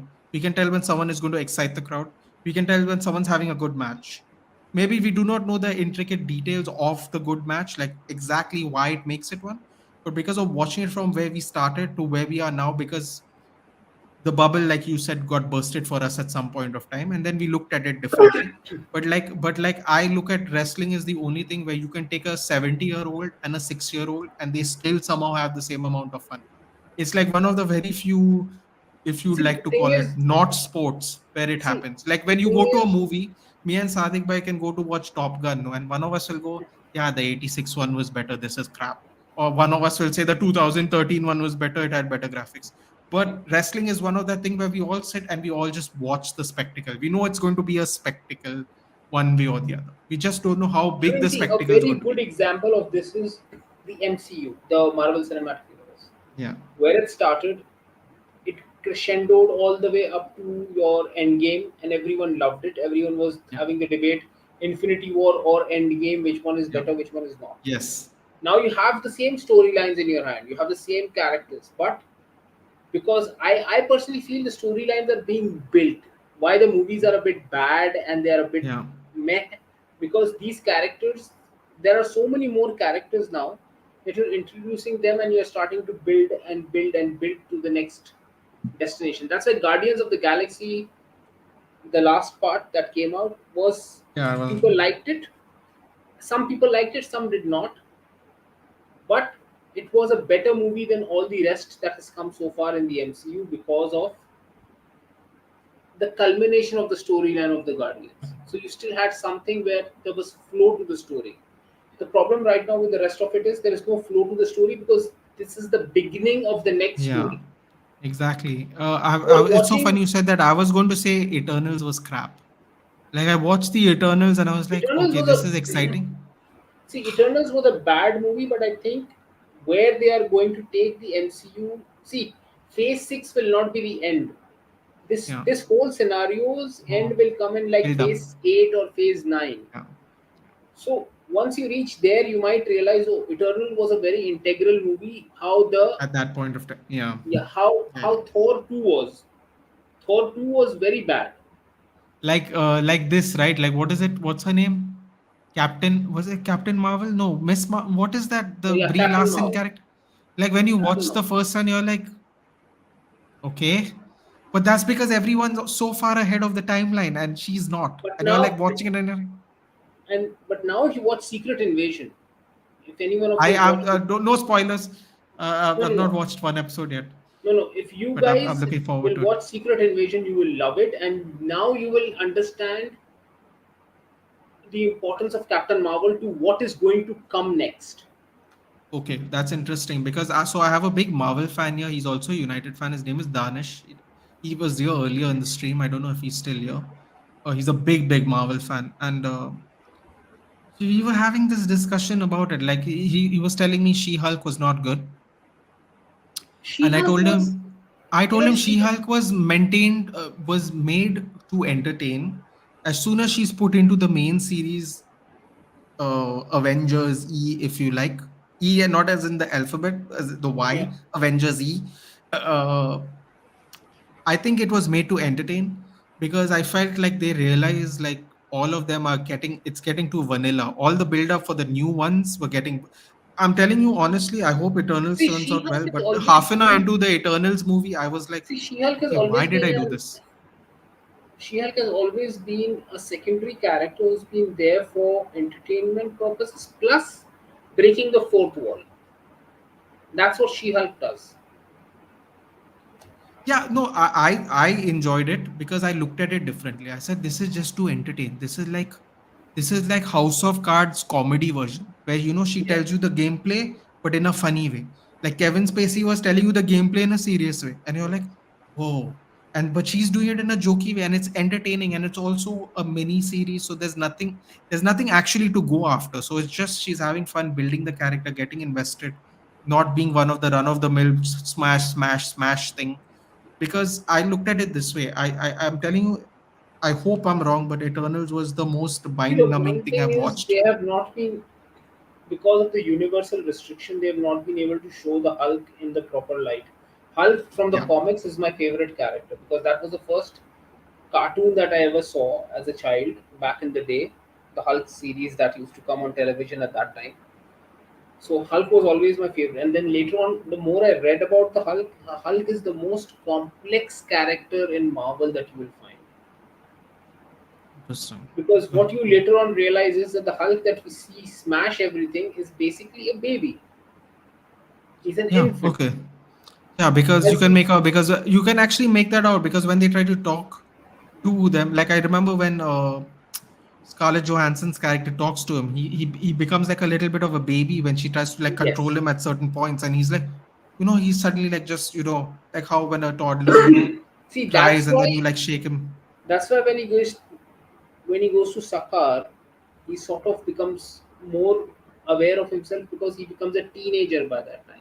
Because of Okay. his Okay. mutation, And then he the becomes the longer he stays professor in the guy. body, the more he learns. Okay. And then he did experiments on him and he understood how to amalgamate the two. Once the two Yeah. amalgamated, it became Professor Hulk.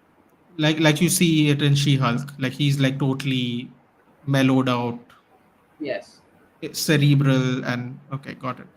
We'll end on that, Sadik bhai. The EW thing, Omega Osprey. You won't If regret it. anyone wants to, In if fact, I anyone want you wants to to know tell the me. depth I of the want you to Hulk, tell me after you watch that. I want you to tell me what do you think of just that match. Just that okay. match. I want.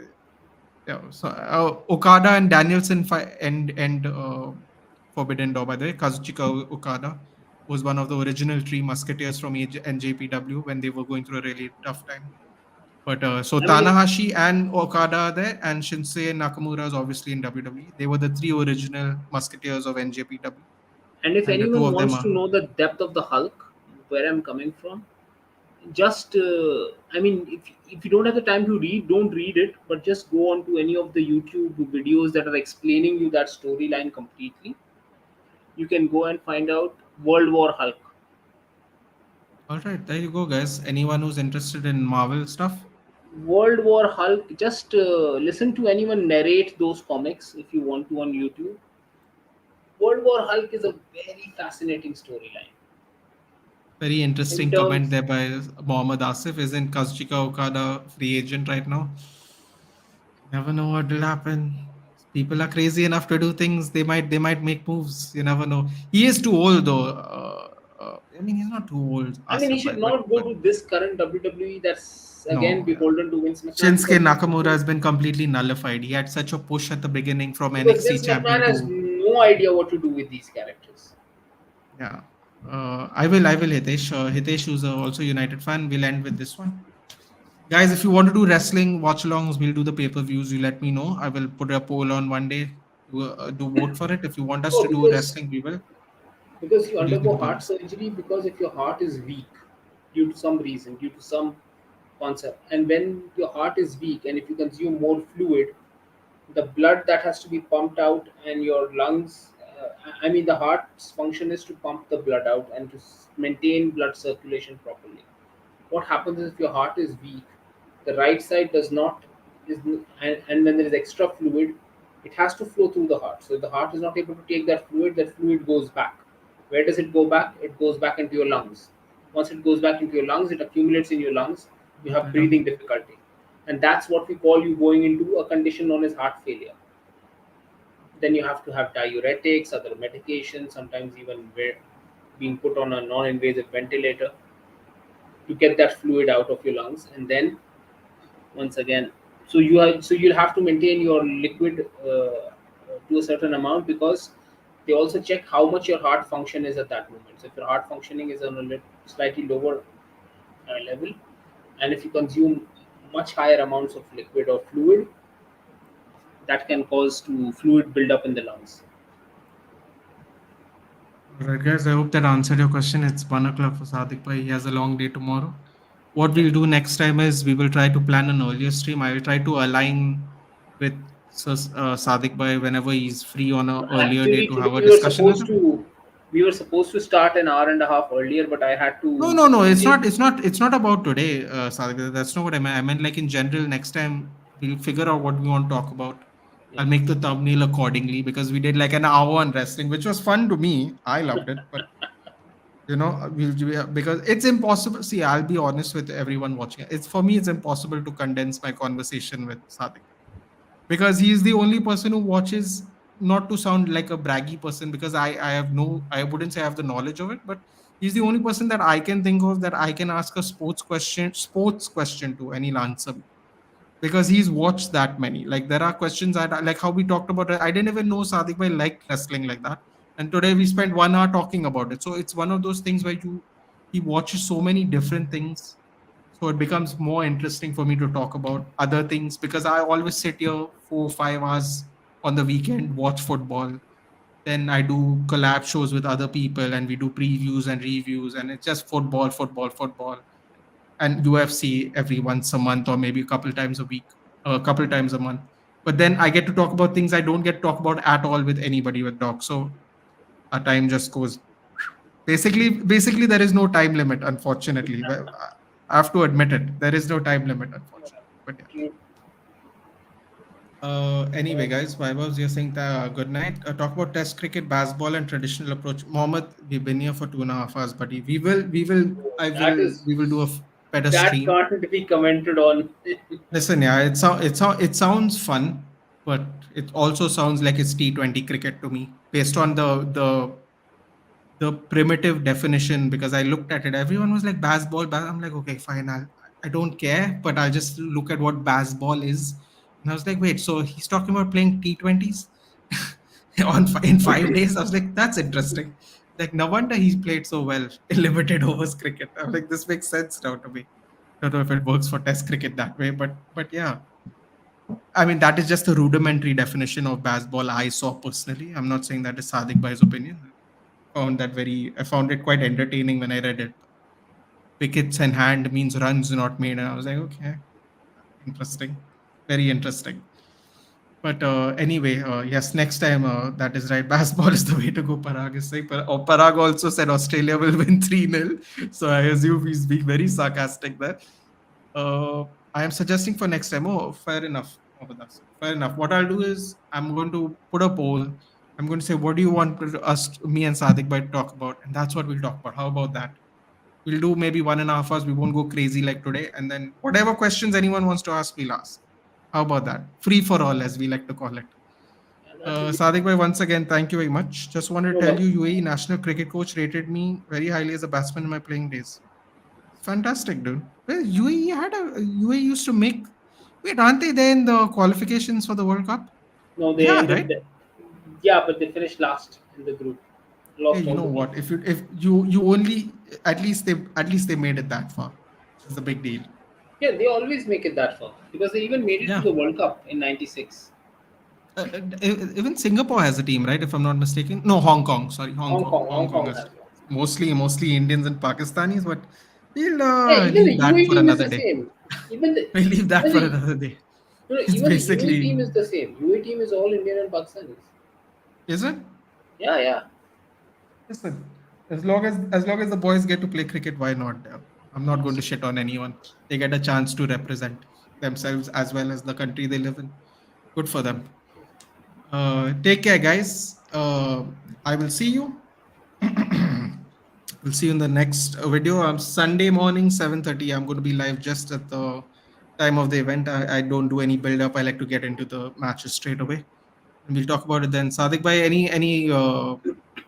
any signing off you want to do? Any motivation for United fans? Anything you want to say before we go? While Onana somewhere sitting on his bed enjoying his grapes, while certain members of the fan base are very fuming. Would you like to say It'll anything? just be well. It's just another evolution of the team. I mean, there was a time. See, David De Gea had his time. He had a good 11, 12 years. I know, not good in the sense of winning trophies with us, but being loved by the fan base. I think it's time for him to go. It's just part and parcel of how the game goes. The game has passed him by basically, and you also have to. He also has to cop up some of the blame that he did not adapt to the game as it evolved. So now that it's gone, yes, could United have done it better? Yes, but I feel sometimes these hard breaks are the best way to go by. I feel it was very classless. Like Yeah, but I sometimes wouldn't see, even heartbreak is like Ander Herrera going by. Like what they did to De see the Gea is like point is this really only. See, my thing is that the United fan base will have to realize that in modern football, either you go after what your heart tells you, or you evolve and be successful. There is no other way behind it. There isn't any middle ground.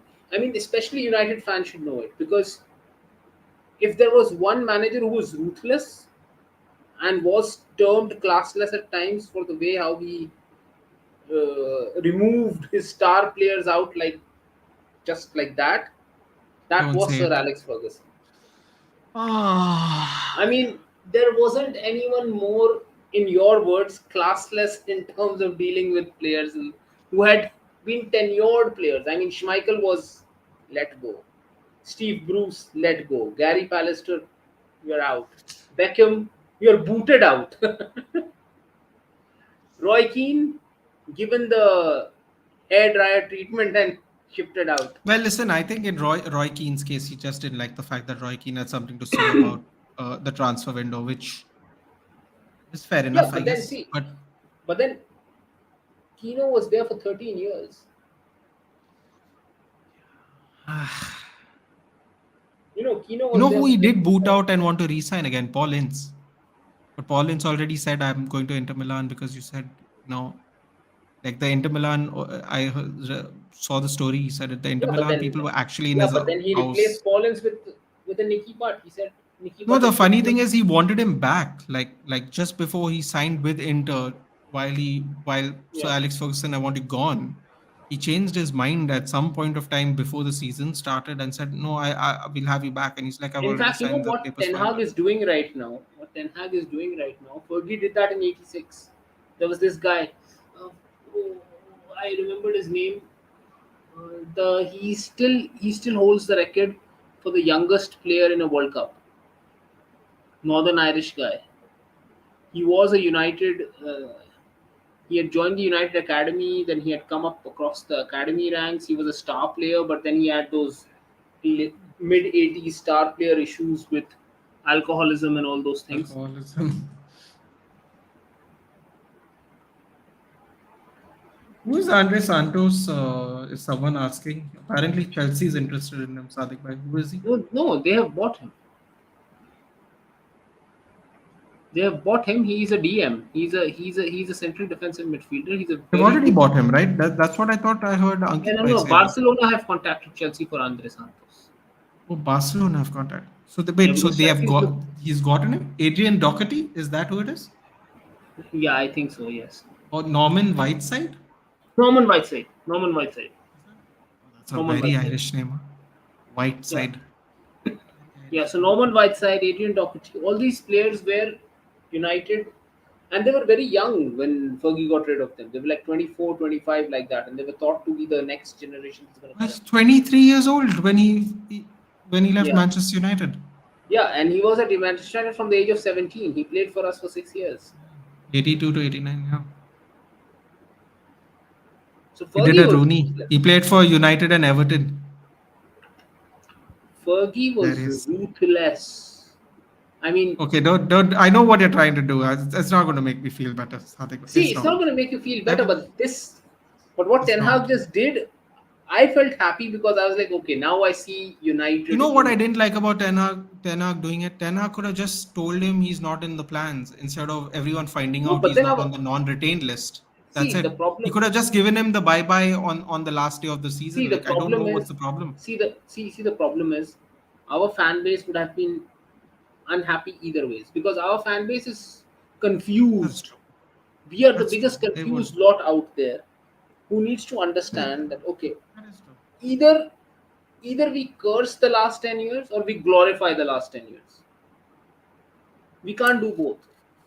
We can't Yeah, do both. I'll tell you what I didn't like, and we'll end on this now. It's getting ridiculous. But what I didn't like is certain prominent United fans that have like a fan base, not necessarily YouTubers, but I mean they are on YouTube, but not necessarily their own channel.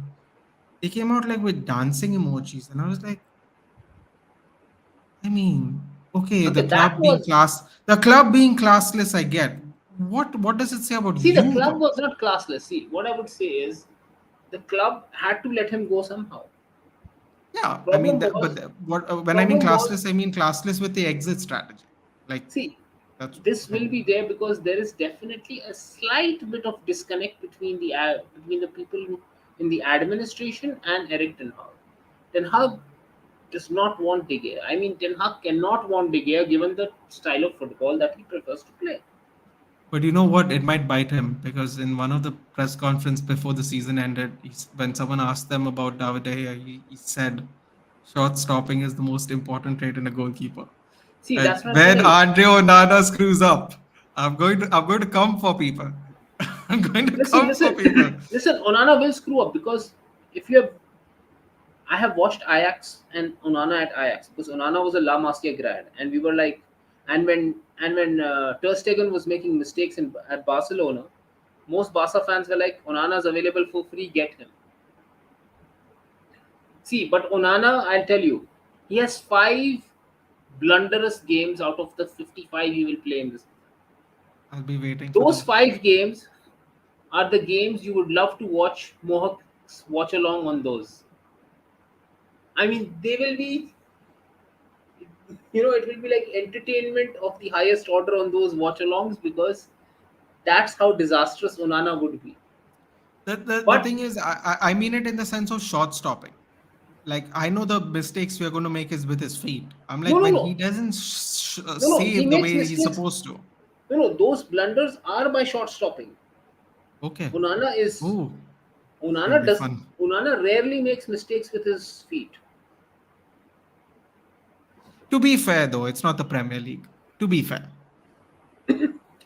Regardless of that, see the Premier League. We have made it a point that Premier League's pressing. Some of the pressing that happens in the Premier League is rudimentary by the forwards that yeah, happens.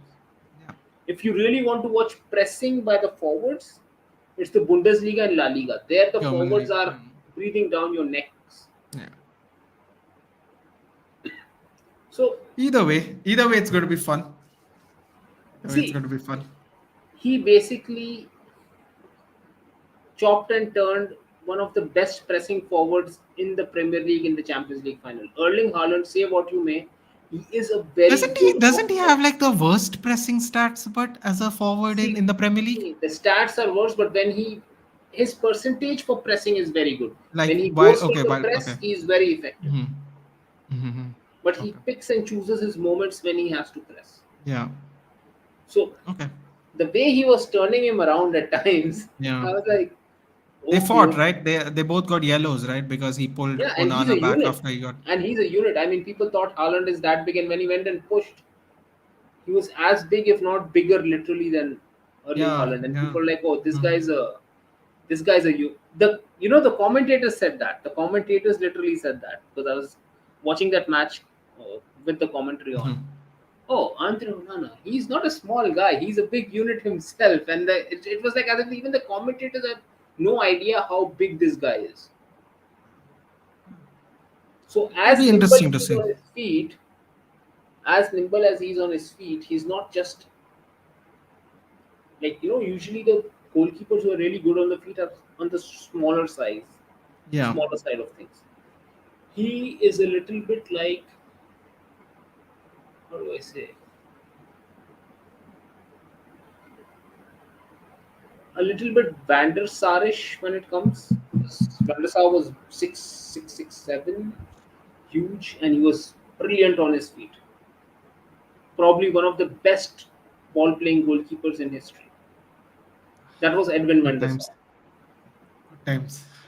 Good times. Oh, that was good times, wasn't it? While it Oh, was there. It was nicer to have good times when you're younger. When you're older, you're much more calmer and can accept it when it's terrible. no, I'd I had good imagine times even if when I we was a played the teenager way also. I'd imagine if we played the way now we played the way then, I feel like I would have been like next to angry rant man, just having a go, having a go into the internet, like just every No, week but having a honestly, go this into the would internet. be. I mean, Andre Onana would be a transformational signing for us, which will evolve our gameplay a whole lot more. You will notice it yourself once you watch him play. you will notice it yourself that how much better our defense overall looks structurally. Because what was happening was Lisandro Martinez, Rafael Varane, they were trying to maintain a high line, but the issue with, or they were trying to form that sort of pseudo back three, Casemiro Yeah, dropping in a little bit, yeah. but Casemiro cannot drop all the way down to the defense, otherwise he becomes a centre back. So that midfielder dropping in, you need your goalkeeper to come out a little bit more, be a bit more Yeah. further ahead so that they can Keep safely do the that. closer Otherwise, one closer the drop over gap. the top. Close the gap. Yeah. So, so the distance between the goalkeeper line, the defense line, and the midfield line, which was supposed to drop in between, closed on the gap, was too huge with David De Gea playing. See, you have to evolve with the game. You have to evolve with the game. Otherwise, United would be stuck in the same rut. You have no other option. You have no other option. My thing is right. My thing is right. What are we what are like what if he does not contribute the way everyone thinks he's going to? Because See, then I feel the hate for everyone that celebrated the De Gea exit will really swell. see, that's what I'm Like saying. really That's what I'm swell. saying. Rather than thinking what if he might not, what if he might actually do it? See, when a new thing is happening, we should take the positive out of it more than thinking, oh, what if it might not happen? I think if this was someone who didn't have anywhere near the tenure De Gea, and I feel like no one would even be talking about it. I think it is because it's David De Gea. People are talking about it. Quite See, honestly, honestly, in terms of what he brought to the team over the course, Fabian Barthez probably brought equal. yeah. But In I the, mean, Fabian Barthez had better players in front of him. All of them were better players in front of him. but that's what I'm telling you. That Flipping this is Maguire and the Lindelof is what you have to look at the whole day. see, see, this is the conundrum that you're in right now. Yeah. Yeah, I mean, like I said, I hope it works. Yeah, at the end of the day, I want my team to do well, but I feel like the dancing emojis and the No, party that was a emojis little. that I mean, really that that really set me off. Like I no, can't no, no. believe, That was a I little can't believe it. excessive. I would not say that you celebrate De Gea going, but No, you say, because I okay, mean, it was us as time. fans, we have to. If you don't acknowledge what he in the last 10 years has done, even if you haven't supported our team for the last 10 years, I mean, you might as well just not support any team. You might just watch football for fun because like you have to acknowledge if we don't acknowledge contributions that players make, then we have no legends. Then why are we even watching the sport? Like it makes no sense. Like the whole thing about the Ronaldo and Messi era is we acknowledge the contributions to the game, into their own team, into their players, everything. If we can't acknowledge player The contributions, whether problem you is think what it's weird to with the me. Ronaldo and Messi era, we didn't acknowledge their contributions. People just were basically programmed to acknowledge only their contributions. Them, yeah, yeah. I It's agree. like it's like the generation that grew up with Messi and Ronaldo learned only to acknowledge their contributions to the game, and I everything agree else with did that. not exist around it. I agree because you see the comps now. Even to this day, there is no. How many Andre Iniesta comps have you seen? Modern day comps. Do you How many? do you honestly believe that Messi could have won all those trophies without a Sergio Busquets? No, no. I don't think. Oh my God! I'm going to Don't say you this think and then we'll Ronaldo? end. Do you think I'm Ronaldo going to. could have won all I those have trophies openly said without I a don't think. Casemiro and a Sami Khedira? I don't think Messi wins anywhere near the stuff without Xavi Hernandez and Iniesta.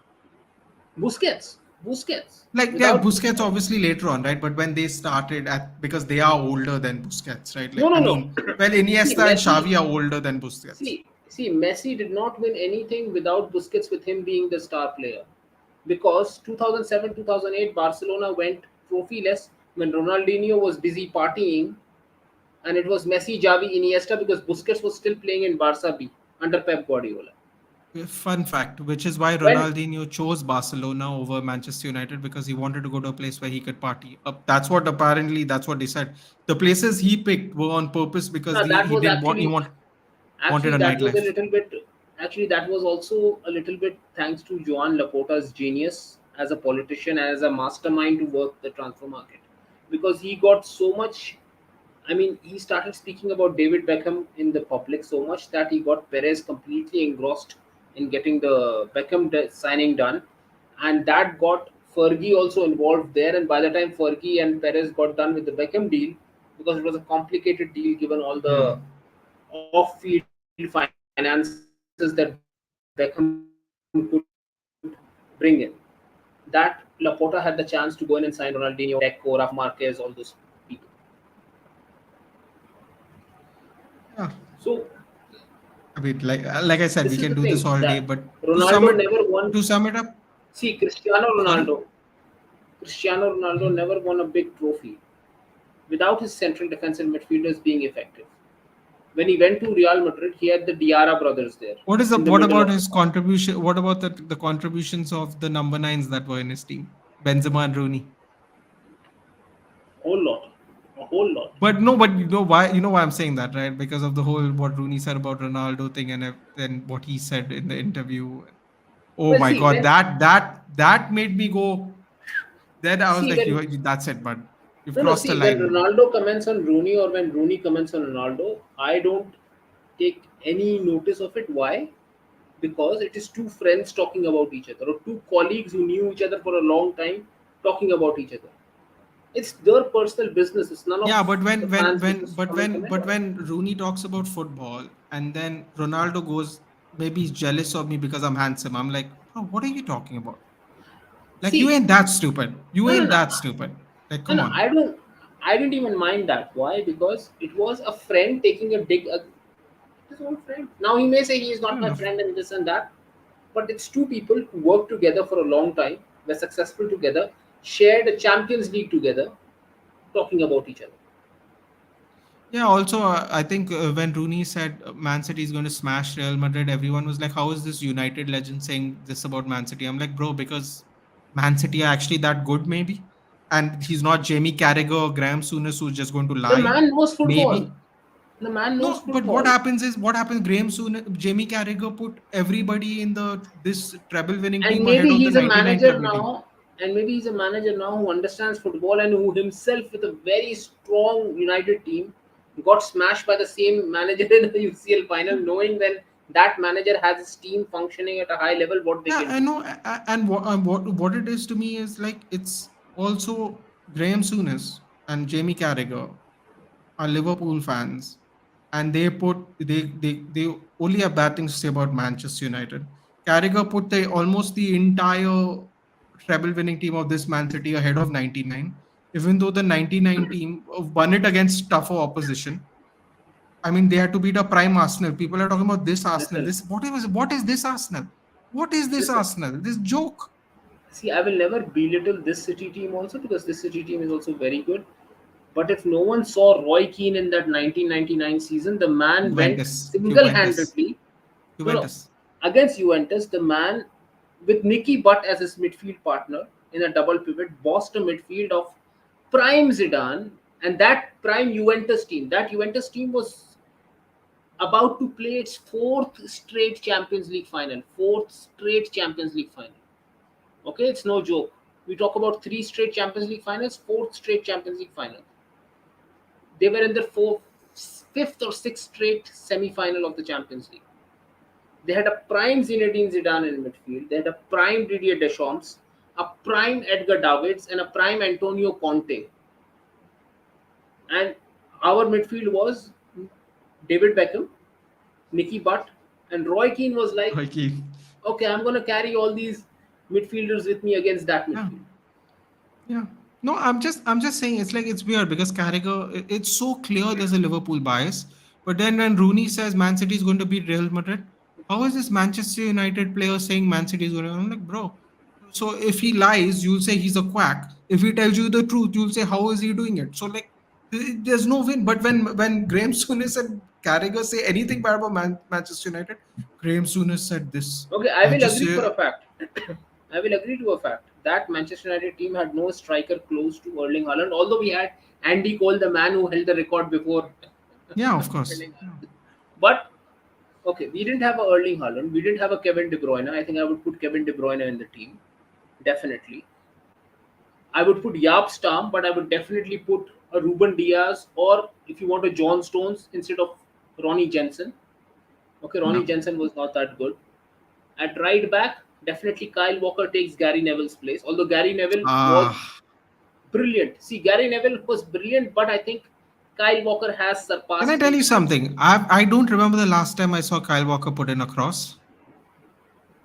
And Well, Gary someone came Neville. back, someone Well, came Gary back to Neville me also and were had. like, See, being the you know devil's what? What's the advocate. funny thing? Someone said something very interesting to me. They were like, "Yeah, Kyle Walker doesn't need to put in a cross." I'm like, "Bro, do you know what he used to do with Aaron Lennon on the right hand side? Like, what are you like? People like the No, thing see is the what, boy. game. This is the problem with being No, young. no, The no, problem no, with no, being no. young is people only But I do watch what they're agree with currently some watching. people right now. You know what I mean? Given how the system is set up, Kyle Walker's role is a little different. Okay, so I put Kyle Walker there because Gary Neville was also a defensive fullback for us more than an attacking fullback. He had that overlapping runs which opened up spaces for Beckham, and Beckham. Beckham used to put in the crosses. Left back, definitely Dennis Irvine. If people have not seen Dennis Irvine play, and Dennis Irvin could play the PEP system. Why? Because he was a right-footed Especially left if you're back. going to play Nathan Ake at left back. Like then, if And people the even role have Nathan this Ake used to conversation. play, Dennis Irvin played the same role, in fact, better because he was a right-footed left back. He was And one of he those could play with initial. both feet. I've been told he could play He with could both play feet. both, but he was mostly right-footed left back, and he was a naturally right-footed left back, not like someone who had been converted. He'd Like always a played like left, a like a like a Brandon Williams who's been playing like in a Jao left back. Cancelo. Jao Cancelo was Joe converted from right Cancelo. to left. Irvin could play right to left. Then, if you go out up front, Jack Grealish, Ryan Giggs. 13 Premier League titles, Oh, like one this treble. guy, Carragher saying Jack Grealish over Ryan Giggs. I was like, get out, yeah. Like, what are you Carragher should talking first, about? listen, Carragher should first go look himself in the mirror and see the amount of times he was made a donkey by Ryan Giggs while defending him. I can't watch the overlap. As much as I would love to support Gary Neville's endeavor to do whatever he's doing because he is a I legend of mean, a club. I can't watch the overlap. Yeah. Carragher himself was I can't made to even look believe they're like friends. I can't believe he sits next to that fellow after the stuff, some of the stuff. that I can't believe he 99 sits season, next. just what he did to probably England's best defender in that era, Tony Adams, in that semi final against Arsenal. Adams. He made him split wide open when he scored that goal. Jack Grealish over. I was just holding my head and I was like, what is this guy talking about? Like, I really? mean, Yeah, like, I understand a lot of people have not seen Ryan Giggs. If you have not seen Ryan Giggs, I would say you should rather go and watch Ryan wait, Giggs. Sadiq bhai, what other way to put it then? He is one of literally maybe two or three people who have had 1,000 appearances, and all of his 1,000 appearances are in one club. Like, The man, how? see, every one of today's fans are like Messi won 8 or 10 league titles or something like Yeah, that. yeah. And Ronaldo won nine. Yeah, this is what people do all day No, now. no, This no, is no, so no. irritating. Giggs has 13 PL titles. 13. Spanning, and not like there isn't anything in the modern era. It spans The 20 whole Premier years. League.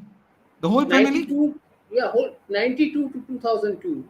Sorry, 2012, Well, 13 titles. literally every decade that so far, this will be the Yeah, first decade he's not won a title. yes.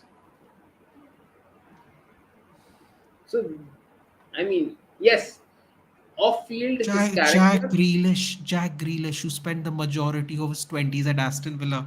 Can you imagine, Sadiq bhai? Can you imagine what what you have to hear to go like And these people are so high? some people come and say that Phil Foden already has 5. Yes, Phil Foden might overtake him someday. Depends if they keep winning that many. Phil Foden has 5 by the age of 22 or 23. But for the first two of them, he was on the bench. Ryan Giggs from his teenage was always in the starting lineup. You got to see how many matches played every season for those to really Yes. count. Because I can tell someone Demarai Gray has a Premier League medal. How many games did you see him come off the bench? But Giggsy was in the starting lineup or was playing in every single game since a teenager. uh, no words. Yeah. When I saw his combined 11, I was like, And then people say this guy is Edison as the lost it. goalkeeper.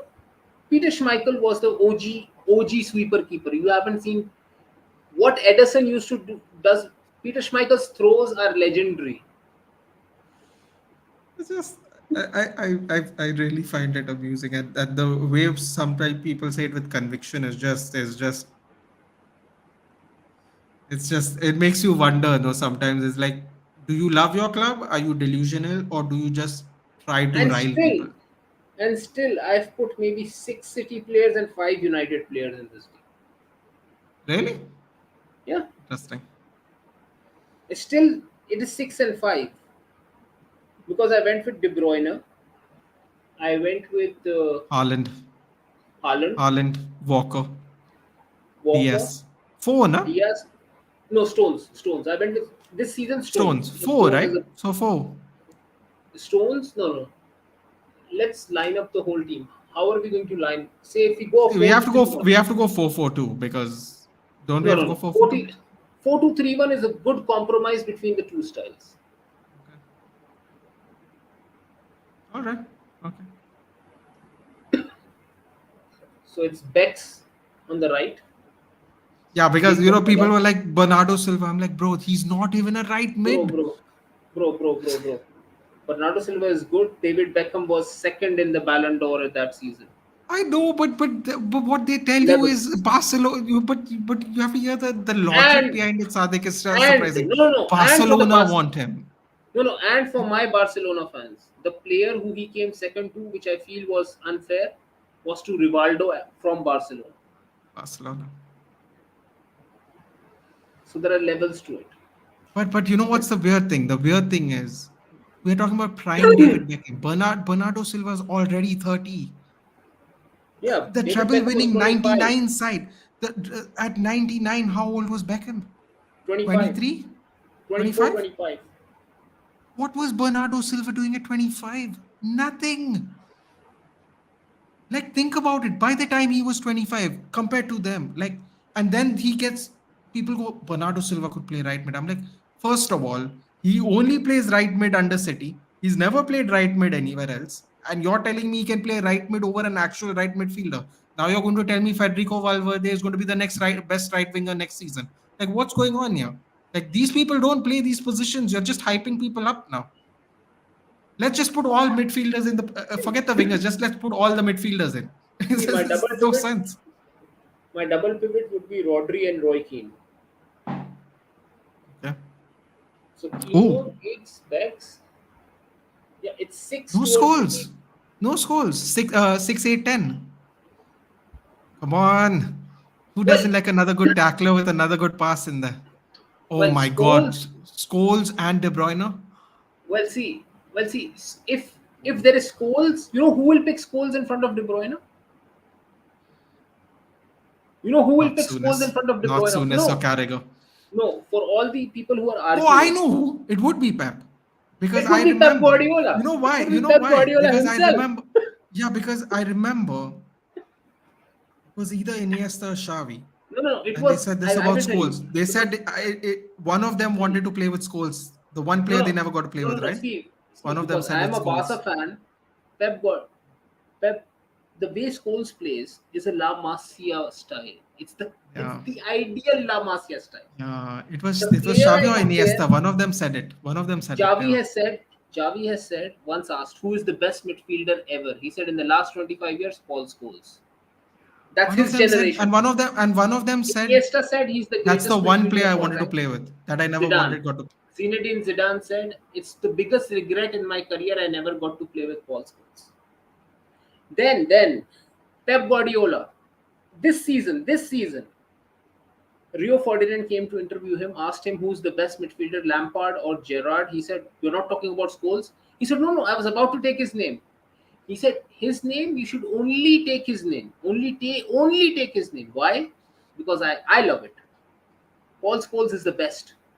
My God, yeah, chills. Yeah, I can't believe who we used to watch play football for my team. Yeah, like So really, like Guardiola so himself said, depressing. Johan Cruyff, the best midfielder in the world. Cruyff himself said it. His son played for United, but people I'm sure don't know. He flopped at but Jordi I'm Cruyff. sure people don't know Jo- Jordi Cruyff played. Jordi Cruyff. Oh, Jordi Cruyff was part of the treble winning team. Yeah, like I'm sure I don't know if people actually know that, but yeah, I mean, By the way, so when it comes to Scholesy, Ronaldinho. Ronaldinho, a man who could do anything with a football at his feet, right? Yeah. Ronaldinho once said, "Who do you think is the best midfielder?" He said, "Paul Scholes. How can he pass like that? Who taught him to pass like that? Even I can't think. I can't even think about passing like that."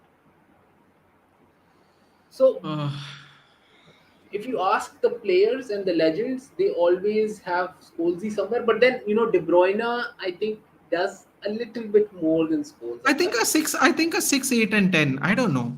I think like a four Yeah, three three with no, a 6, 8, and 10. yeah, yeah. So Kino is the eight, no? Because Keane was, if you're talking about the treble teams, Roy Keane was a little bit better that season than Paul Scholes. Paul Scholes Yeah. evolved in the coming years. Mm. After Yeah. '99, Paul Scholes Okay. evolved Yeah. So further. we are talking about 19. Yeah. Okay. Okay. Yeah. Hmm. So '99, Keane, Rodri, De Bruyne, that triangle, Beckham, Giggs, Haaland, Irvin. Kyle, Irvin Kyle Walker. Walker, Irwin, Stones and Stam. Stones, and Yap Stam. Yap Stam is Yap Stam. I mean, you don't remove Yap Stam. Yapstam's the best out of all of them. Like all of them. I mean, Yap Stam is like what Ruben Diaz hopes he could become one day. That's the other funny thing. The thing people also don't realize is, right. Like, think about how old these players were when they won it. Like, everybody in City is actually a lot older than the No, no. players at United.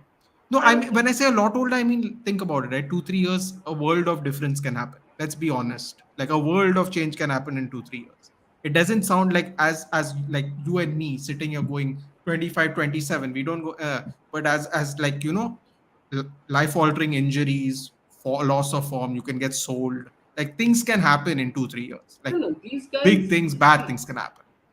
see, De Bruyne is on the older side, but Haaland is young. Haaland Grealish is is the like only one 26. I would say. Haaland is the only one I would say who's younger than all of them. Like, off the top of my head, I can think of. That is younger than all of them. Means younger than each position. I mean, than everybody. Yeah, Haaland is much younger than everybody. That is 100. True. I think Giggs and Beckham were definitely younger than Bernardo and Jack Grealish. Yeah, yeah. Giggs was like 26. Beckham was like Keane is 24. definitely, but Kevin De Bruyne is in his 30s, so he's definitely older Keane than was Keane also and 26. Scholes. Keane was Yeah, also 26. Scholes no, was no, 24, 25. Keane is much younger than Rodri and De Bruyne. That's what I'm No, no, saying. same. No, no, no. Same age as Rodri. Rodri is young. Rodri is Rodri is 25. only 26. 25, Man, 25, he 26. looks a lot. Is he only No, no, 25? yeah, yeah. Jeez, Rodri is young. doesn't Rodri age is well. young. I'll tell you that much. Rodri is young. He's 26. Rodri is Or 27. He turned he 27 may in have June. turned. Yeah, he just In turned June 27. That's what 27. I'm saying. So he's 26. That winning season, he's Yeah, 26. in May. Yeah. And I mean, Kyle Walker is the oldest. Kyle Walker is the oldest fullback. He's the oldest defender Yeah, out but of then all of Gary them. Neville aged. I mean, he was born No, no. 32 years old. I'm saying that the 99 players were younger than, No, no. What like, I'm if you saying go is by the Gary age. Neville was born 32, basically. Gary Neville didn't look very young, did he? He aged quite quickly, face wise at least. That way, Kyle Walker actually does look young, I would say. Yeah, I think they were a lot older than the United team, though. Of course, again, The except for funniest Haaland. argument was done by the City players themselves.